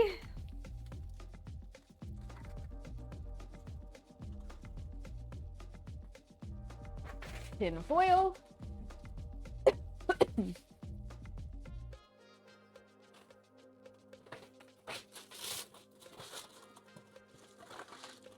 Yeah, so like when we go out to pick up ice cream or whatever, the ice cream that is never in the house in a half gallon, but is the ice cream I would get if I don't want him to touch it at all or even ask, is chocolate chip cookie dough. Because he'll never ask for it. He'll never ask for it. But because he won't eat it, I also don't get it in a half gallon because I don't need a half gallon of ice cream to myself. A pint will do. You love raw cookie dough, right? It's tasty. It's delicious. Okay, there's that. I am going to real quick, so that he doesn't start bugging me, I am going to get Smeagol his wet food for his meal, for his dinner. I need to use the bathroom. I need to blow my nose. So I'm gonna do those 3 things. I'm gonna leave you with Yon pie here. I'm actually gonna move this so that it adjusts itself. Yon Tart. So I will be right back. I'm gonna take this off so that you're not listening to me go to the bathroom, and I'm gonna do all 3 of those things.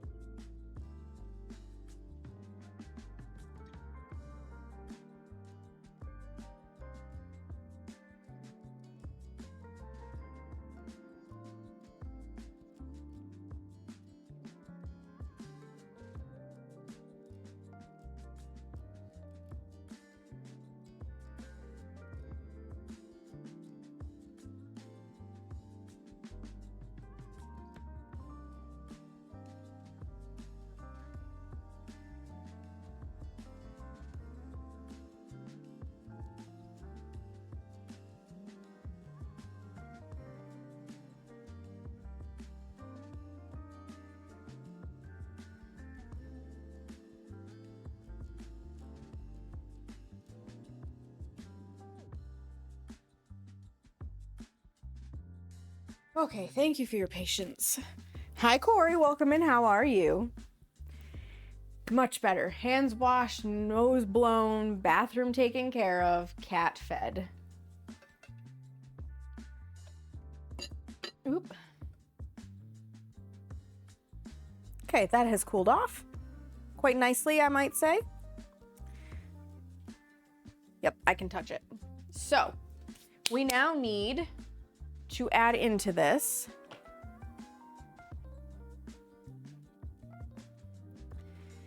a third of a cup blackberry jam, which I think I used my 1/3 cup.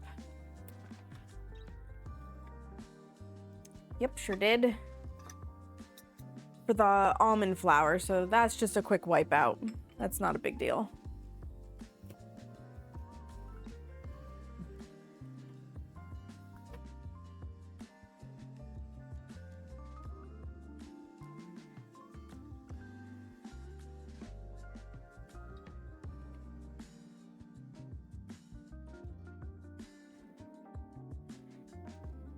So that I can reclaim it for the jam. You're sore? What did you do that now you're sore? Hopefully, like, exercise or something that you enjoyed.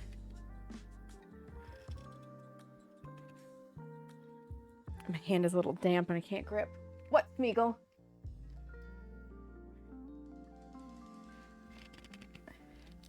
Okay, I can't grip in general. Seamus! I can't grip the jar. Oh, okay. Okay, Seamus is struggling Oh, too. son of a bitch. I can't get a grip on it. It's not just me. No, I got some. It's not just me. Oh, they're probably not wide enough. They're not wide enough, sucks to suck. Sucks to suck. You can't use your pliers. I need the silicone The grippy thing. so I can get a grip on it. Here you go. It's too slippery. This is also greasy. How is this greasy? It always has been. I don't know. I have a hard time using it. It's not just me. No. I always feel better when it's not just me. Walking. You got food though? You know what? Oh my god. Who the fuck puts these on? I don't know. Factory sealed. Fucking gorilla.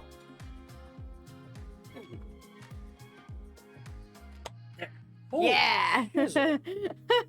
wow. I think they glued it on. It wasn't just me. You're sure? Thank you. I don't have to feel like a weak female. Seamus struggled too.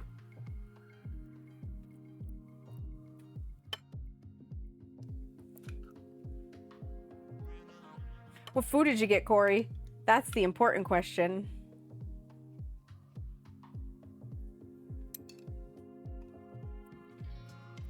I pride myself on the fact that I almost never have to ask Seamus to open jars for me. So whenever I can't open them, I feel better when he also struggles to open the damn thing. Okay, that's a third of a cup. Hi, Dova. Welcome in. How are you? Beef nice. Getting some Hot Pockets, then into a game for me. If Art cooperates, I might take my murder tuna on an adventure. Oh, murder tuna. You bet you could get it open, Bubbly? I believe in you.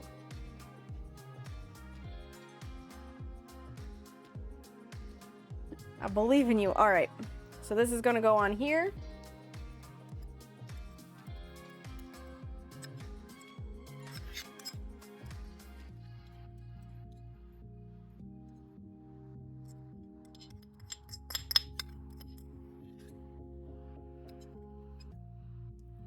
Yeah, Shmoo. I'm gonna use the spoon for right now to like spread it. It does call for an offset spatula, but we're gonna try to just use the spoon.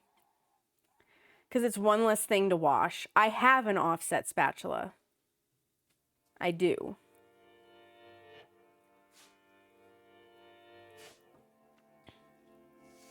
But I think I can just do this.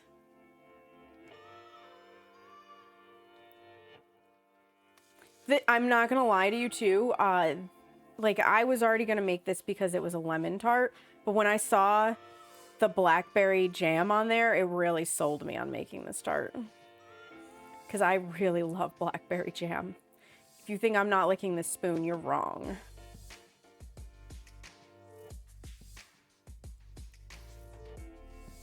Like, blackberry jam might be my favorite.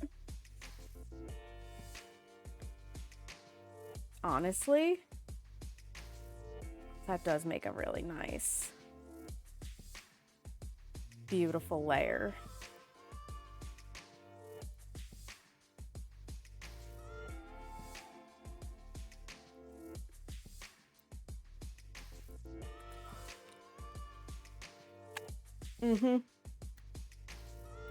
Fantastic. Amazing. Doing well. Got lots done this weekend. We love that. We love that. Most of them have trouble with the name, so that's your nickname for them. Oh my gosh. You also love black raspberry jam. Yes. All right, I've turned the oven back on to 350. It'll be very quick to come back up to temp. Once it has, this goes in for 5 to 7 minutes. My oven tends to not need the extra bits of time, so we'll do 5. I'm gonna just set that now so I don't have to type it. Oh. Felt like I had a hair in my eyeball.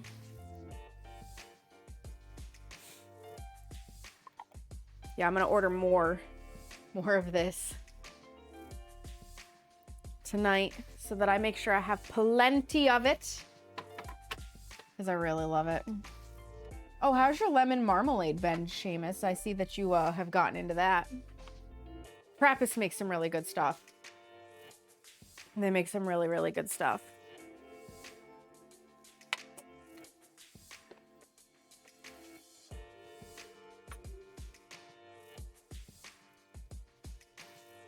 It's gonna need to be on a foil lined sheet. Honestly, this is just lovely.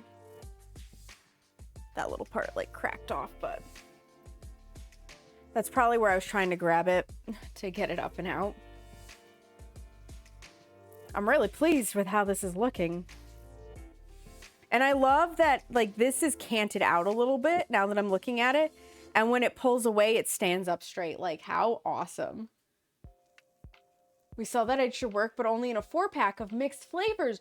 Really? We used to have the Trappist jam at my local grocery store, which is how I found it when I was looking for one that didn't have any food coloring, because I had somebody in the past who was receiving cookies that was allergic to red 40, and red 40 helped make other colors, so it wasn't even a case of just looking to see if it was only like yellow 5. No food coloring whatsoever. So Trappist ended up being the one that I picked because it was the best looking option. And I fell in love, and I'm loyal to them now. They have, it's monasterygreetings.com because it's made by monks. They have so many flavors and they're so good. The damson plum jam is also phenomenal. They make lemon and orange marmalade. I get the red raspberry from them.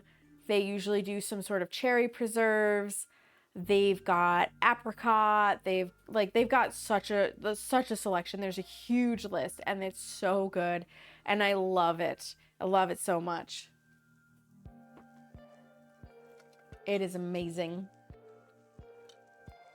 And the best part is, while we've been baking and setting and whatnot, this has come up to room temperature. So this, you can't even see it because of overhead cam. The curd and yogurt mixture is now room temperature, so it'll be ready to go into the oven. I will say though, because it's got yogurt in it, whatever doesn't get used for this is going to be entirely for Seamus probably, because I don't know. Well, no, maybe with the yogurt in it, I'll be okay with it on something. But I'm definitely not going to just eat it like I had planned on. Possible Yule gift for you later this year. That would be so sweet of you, Dova. That would be so sweet of you. I do. I love their stuff. It's so good. Wake up phone, because that oven's going to be up to temp in a moment. And then I'm going to need you to be awake so I can push the start button. As it were. As it were. Yeah, and the tart itself is going to bake 28 to 33 minutes. Until it's wobbly. So wobbly but not soupy. It should jiggle. There it is. I'm going to go put this in. Then I'll keep talking to you about wobbly, not soupy.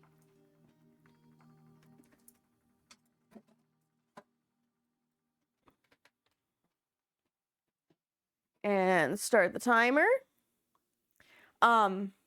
So wobbly means that when you shake it, you know what, we don't need overhead cam on right now either, because there's nothing to look at. When you shake it, it like does this, but it doesn't separate, and it doesn't pour, it doesn't slosh up on top of itself. It's clearly holding shape, it's just not firmly set. So that's what we're gonna be looking for when I go to take it out.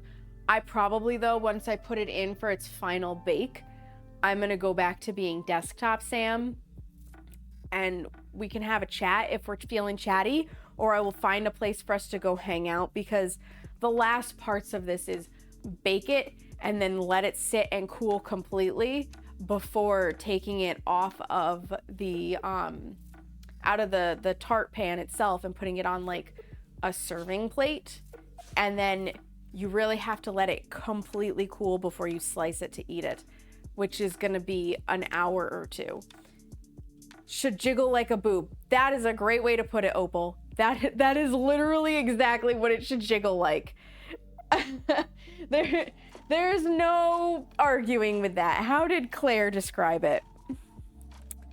Bake until the filling is set and popped around the edges and the center wobbles gently. It will wobble as a cohesive mass, not ripple. 28 to 33 minutes. And then you have to cool and chill. So it says let the tart cool completely on a wire rack before removing the ring, and then place the tart on a serving plate and chill until cold, at least 1 hour, slice and serve. So this is gonna be mine and Seamus's dessert tonight after dinner, which is gonna be leftovers. So my plan is get the jelly part baked, and then we'll hang out for a bit after I get the other part in to bake. But because it's gonna be so long of waiting for it to cool before I can slice it at all, and I'm gonna need to eat dinner because it's now 6:15 at night, we obviously will not get to plate up. I thought that there would be more time between steps. It's just not gonna happen, and that's fine, but that'll give me a chance to like sit down, get off my feet, have some dinner, let the tart do what the tart's gotta do. You like boobs? No way you don't believe it, Dova. Thank you for the giant emote, Seamus. So yeah, like it'll just be a good flow. And then of course, I forgot to post the bundt cake picture. And I forgot to take a picture of the one cookie. It's fine. I will remember, because this one's gonna be very pretty, to take a picture of the lemon curd thing, the tart. This is what it should look like. It's very pretty. It's very lovely. It's gonna be very yummy. I'm very excited for it. Got about 2 minutes on the clock. I know it's shocking. You like boobs too? It is very shocking, Opal. What? It's very spring, right, Dova? And the equinox was just Friday. Like, we literally just had Ostara. Spring is officially here, so this is perfect to be making for it. Looks. Blessed Ostara, you as well, Dova. Funny observation. In my personal opinion, because I've never met anybody who said otherwise, it doesn't matter if you are a gay man, a straight woman, non-binary, asexual, like I have never met somebody who says that boobs are ugly. That's not saying that they want to hang out with like a nice pair, but I've never met anybody who doesn't like the look of boobs because they're just a beautiful shape. They're nature's stress balls. Okay, women, you know they are nature's stress balls. They are wonderful and they feed babies. Like they're multi-purpose. How can you hate them? How can you hate boobs? Hi, Full Speed. You'll take a dozen tarts, thanks. Maybe if they were mini tarts. This is the one thing, Full Speed. Like I can't ship tarts. If you want tart, you have to come to me. Right, Ilana? They're wonderful. We got 9 seconds. I'm gonna go pull that out real fast. Leaving the oven on like it said, because we're just gonna be reusing it.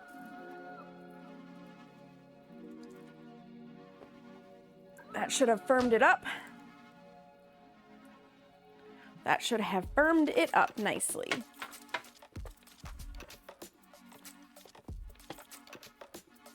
Yes. Come back like this. All right. It is now time to pour in the actual lemon curd to make this a tart. Just giving this a quick stir. It doesn't look like it's separated, but you know, better safe than sorry.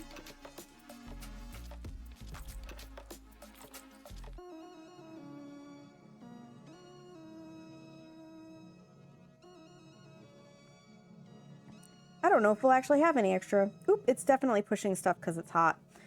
That's okay. It'll still taste delicious. Yeah, we're actually going to put all of it in here. All right.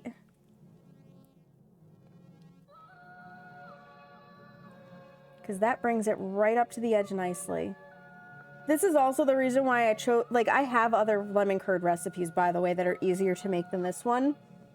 But I chose to use her recipe because it's designed for the tart pan of the size that she's talking about.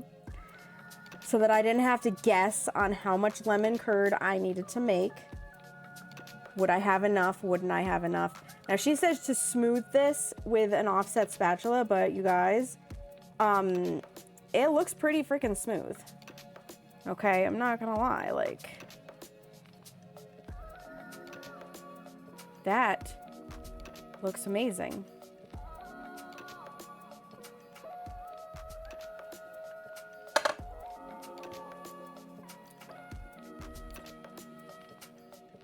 Lick it off of my finger, my knuckle as it were. Beautiful. Beautiful. Okay. This now needs to go back in for 28 to 33 minutes. I am going to give it 30 minutes. I'm just feeling like 30 minutes is gonna do it well. That's still a little warm. We'll use the oven mitts. And if you're wondering, I think we keep it on a baking sheet that's foil lined in case somehow it boils over. But also, I think it keeps the bottom from overcooking. I think there's science to it.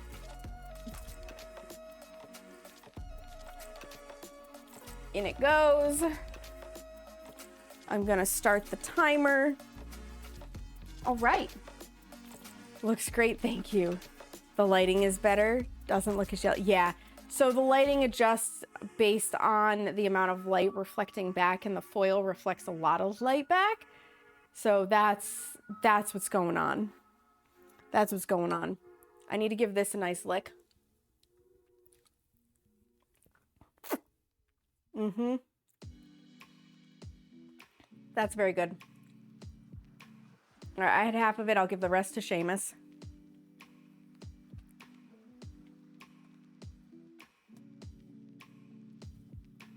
He might not like raw dough, but he's not going to say no to the lemon curd. Mm-hmm.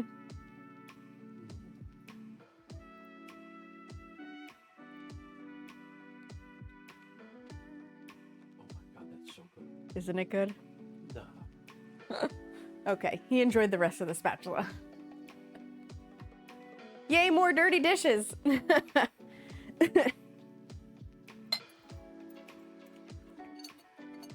All of the dirty dishes just waiting to be done.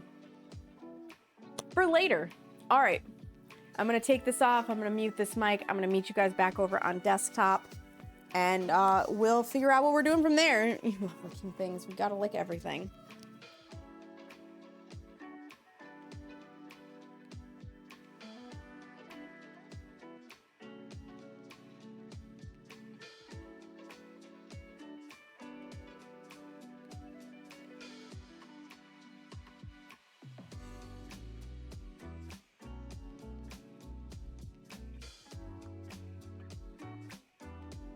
I am just swapping the captions back over.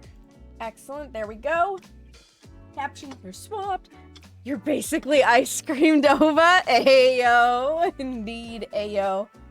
Oh, it's Aliana. Oh my goodness. I was seeing the I and the L transposed in the very tiny font on my laptop screen. Now I see it properly. Now I see it properly. Can turn that off. I can do that. Excellent. Excellent. Oh my goodness, you guys, we did it. We made a tart. We made a tart and it is wonderful. You get called whatever. You know what? That's fair. I understand that feeling. You're all about that, Seamus. I bet you are. I bet you are. I am not basically ice cream. In fact, last night, I had a night sweat, and Seamus said he was enjoying, like, I was very restless, apparently, in my sleep. And he said I kept, like, throwing my leg over him and whatnot, and he was enjoying that, but I was, like, a human heater last night, which is unusual. Normally, I'm far cooler in temperature than he is. He's the human heater. Not last night.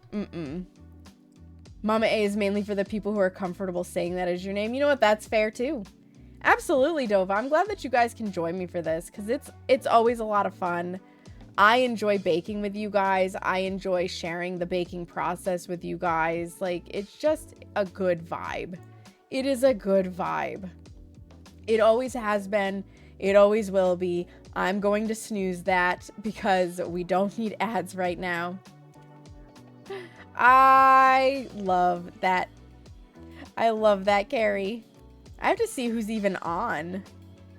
Like, I don't know who's on and doing the stuff and the things right now. Okay, Case rated out. I was lurking on Case. Because if possible, I'll take you guys to more baking or cooking. I'm very sad because my typical person that would be on a Sunday, Pinkbo Patissiere, like, she hasn't been on recently. I haven't seen her in months, and I'm hoping she's okay. You enjoy physical closeness. Yes, you do. And I love that about you. I love that about you. When I'm sleeping, I don't want to be warm like that, so of course I'm like, no, don't touch me. Don't touch me when we're trying to sleep. Once I'm asleep, like, I'm all over the place, apparently. All right, we've got 2 people on who are doing stuff. Let me take a peek at both of them. Just to see. Oh, one's just getting started. One's just getting started. And one is sort of just getting started. I think I know where we're gonna go and give a try to. It's somebody who found us because they rated us. No, not into shooting games. No worries. I do have people playing Hunt Showdown, but it's too jarring. Like, if, generally speaking, if I can't find somebody else in the food and drink category who's doing some sort of a baking or cooking stream, I try to find something cozy after my my baking streams, because we're in the chill vibe, we're in the chill mood, so it doesn't make sense to take you to a horror game or to a shooty game or anything like that, you know? It's just not quite the right vibe. So I'm thinking we're gonna go give Jess to Impress a look-see. She's still on her starting soon screen, so like we may be rating into a starting soon screen, but you know, that's not a big deal. It's not a big deal. She has in her title, I'm pretty sure it's a she. I'm gonna go with it's a she. There's nothing that says otherwise. Guinness brownies. Imagine it's still Irish holiday, okay? I'm okay with Guinness brownies. That sounds like a good time to me. This is a 420 friendly stream, just as a heads up. I don't know how prominent it features on the stream. I've only lurked here a little bit. But like I said, she rated us at one point, so we are basically returning the favor. If you're not already, get your booty in the Discord. That is where all of the most up-to-date information is. It's where my schedule is. It has all of my recipes. So if you're interested in that kind of stuff, you definitely want to be in there. Oh, well, yeah. You want to be in there so that you can get a hold of all of that kind of stuff, right? Socials, if you're interested in them. Instagram in particular has pole dance videos if you would like to follow along on my return to pole dance journey when I'm not too sick to go, because congestion be what congestion be. How friggin' rude. YouTube gets long form content. In fact, I have to figure out what I'm doing for long form this week. So that's special to those particular social media platforms. Twitter, Blue Sky, if you just want an extra source of go live notifications and some little tidbits that I might reshare. Nail art is nail art. That should be self-explanatory. All right, you guys. First raid message is if you are subscribed. Second raid message with the hearts is if you're not. I really appreciate you being here, whether you lurked, chatted, followed, subscribed, resubscribed, dropped bits, made giant emotes. Like, however you chose to be here, you did choose to be here, and that means a lot to me. I always appreciate you, Dova. I always appreciate you. Love your ice cream face, Dova. Yes. So grab the appropriate raid message that you need.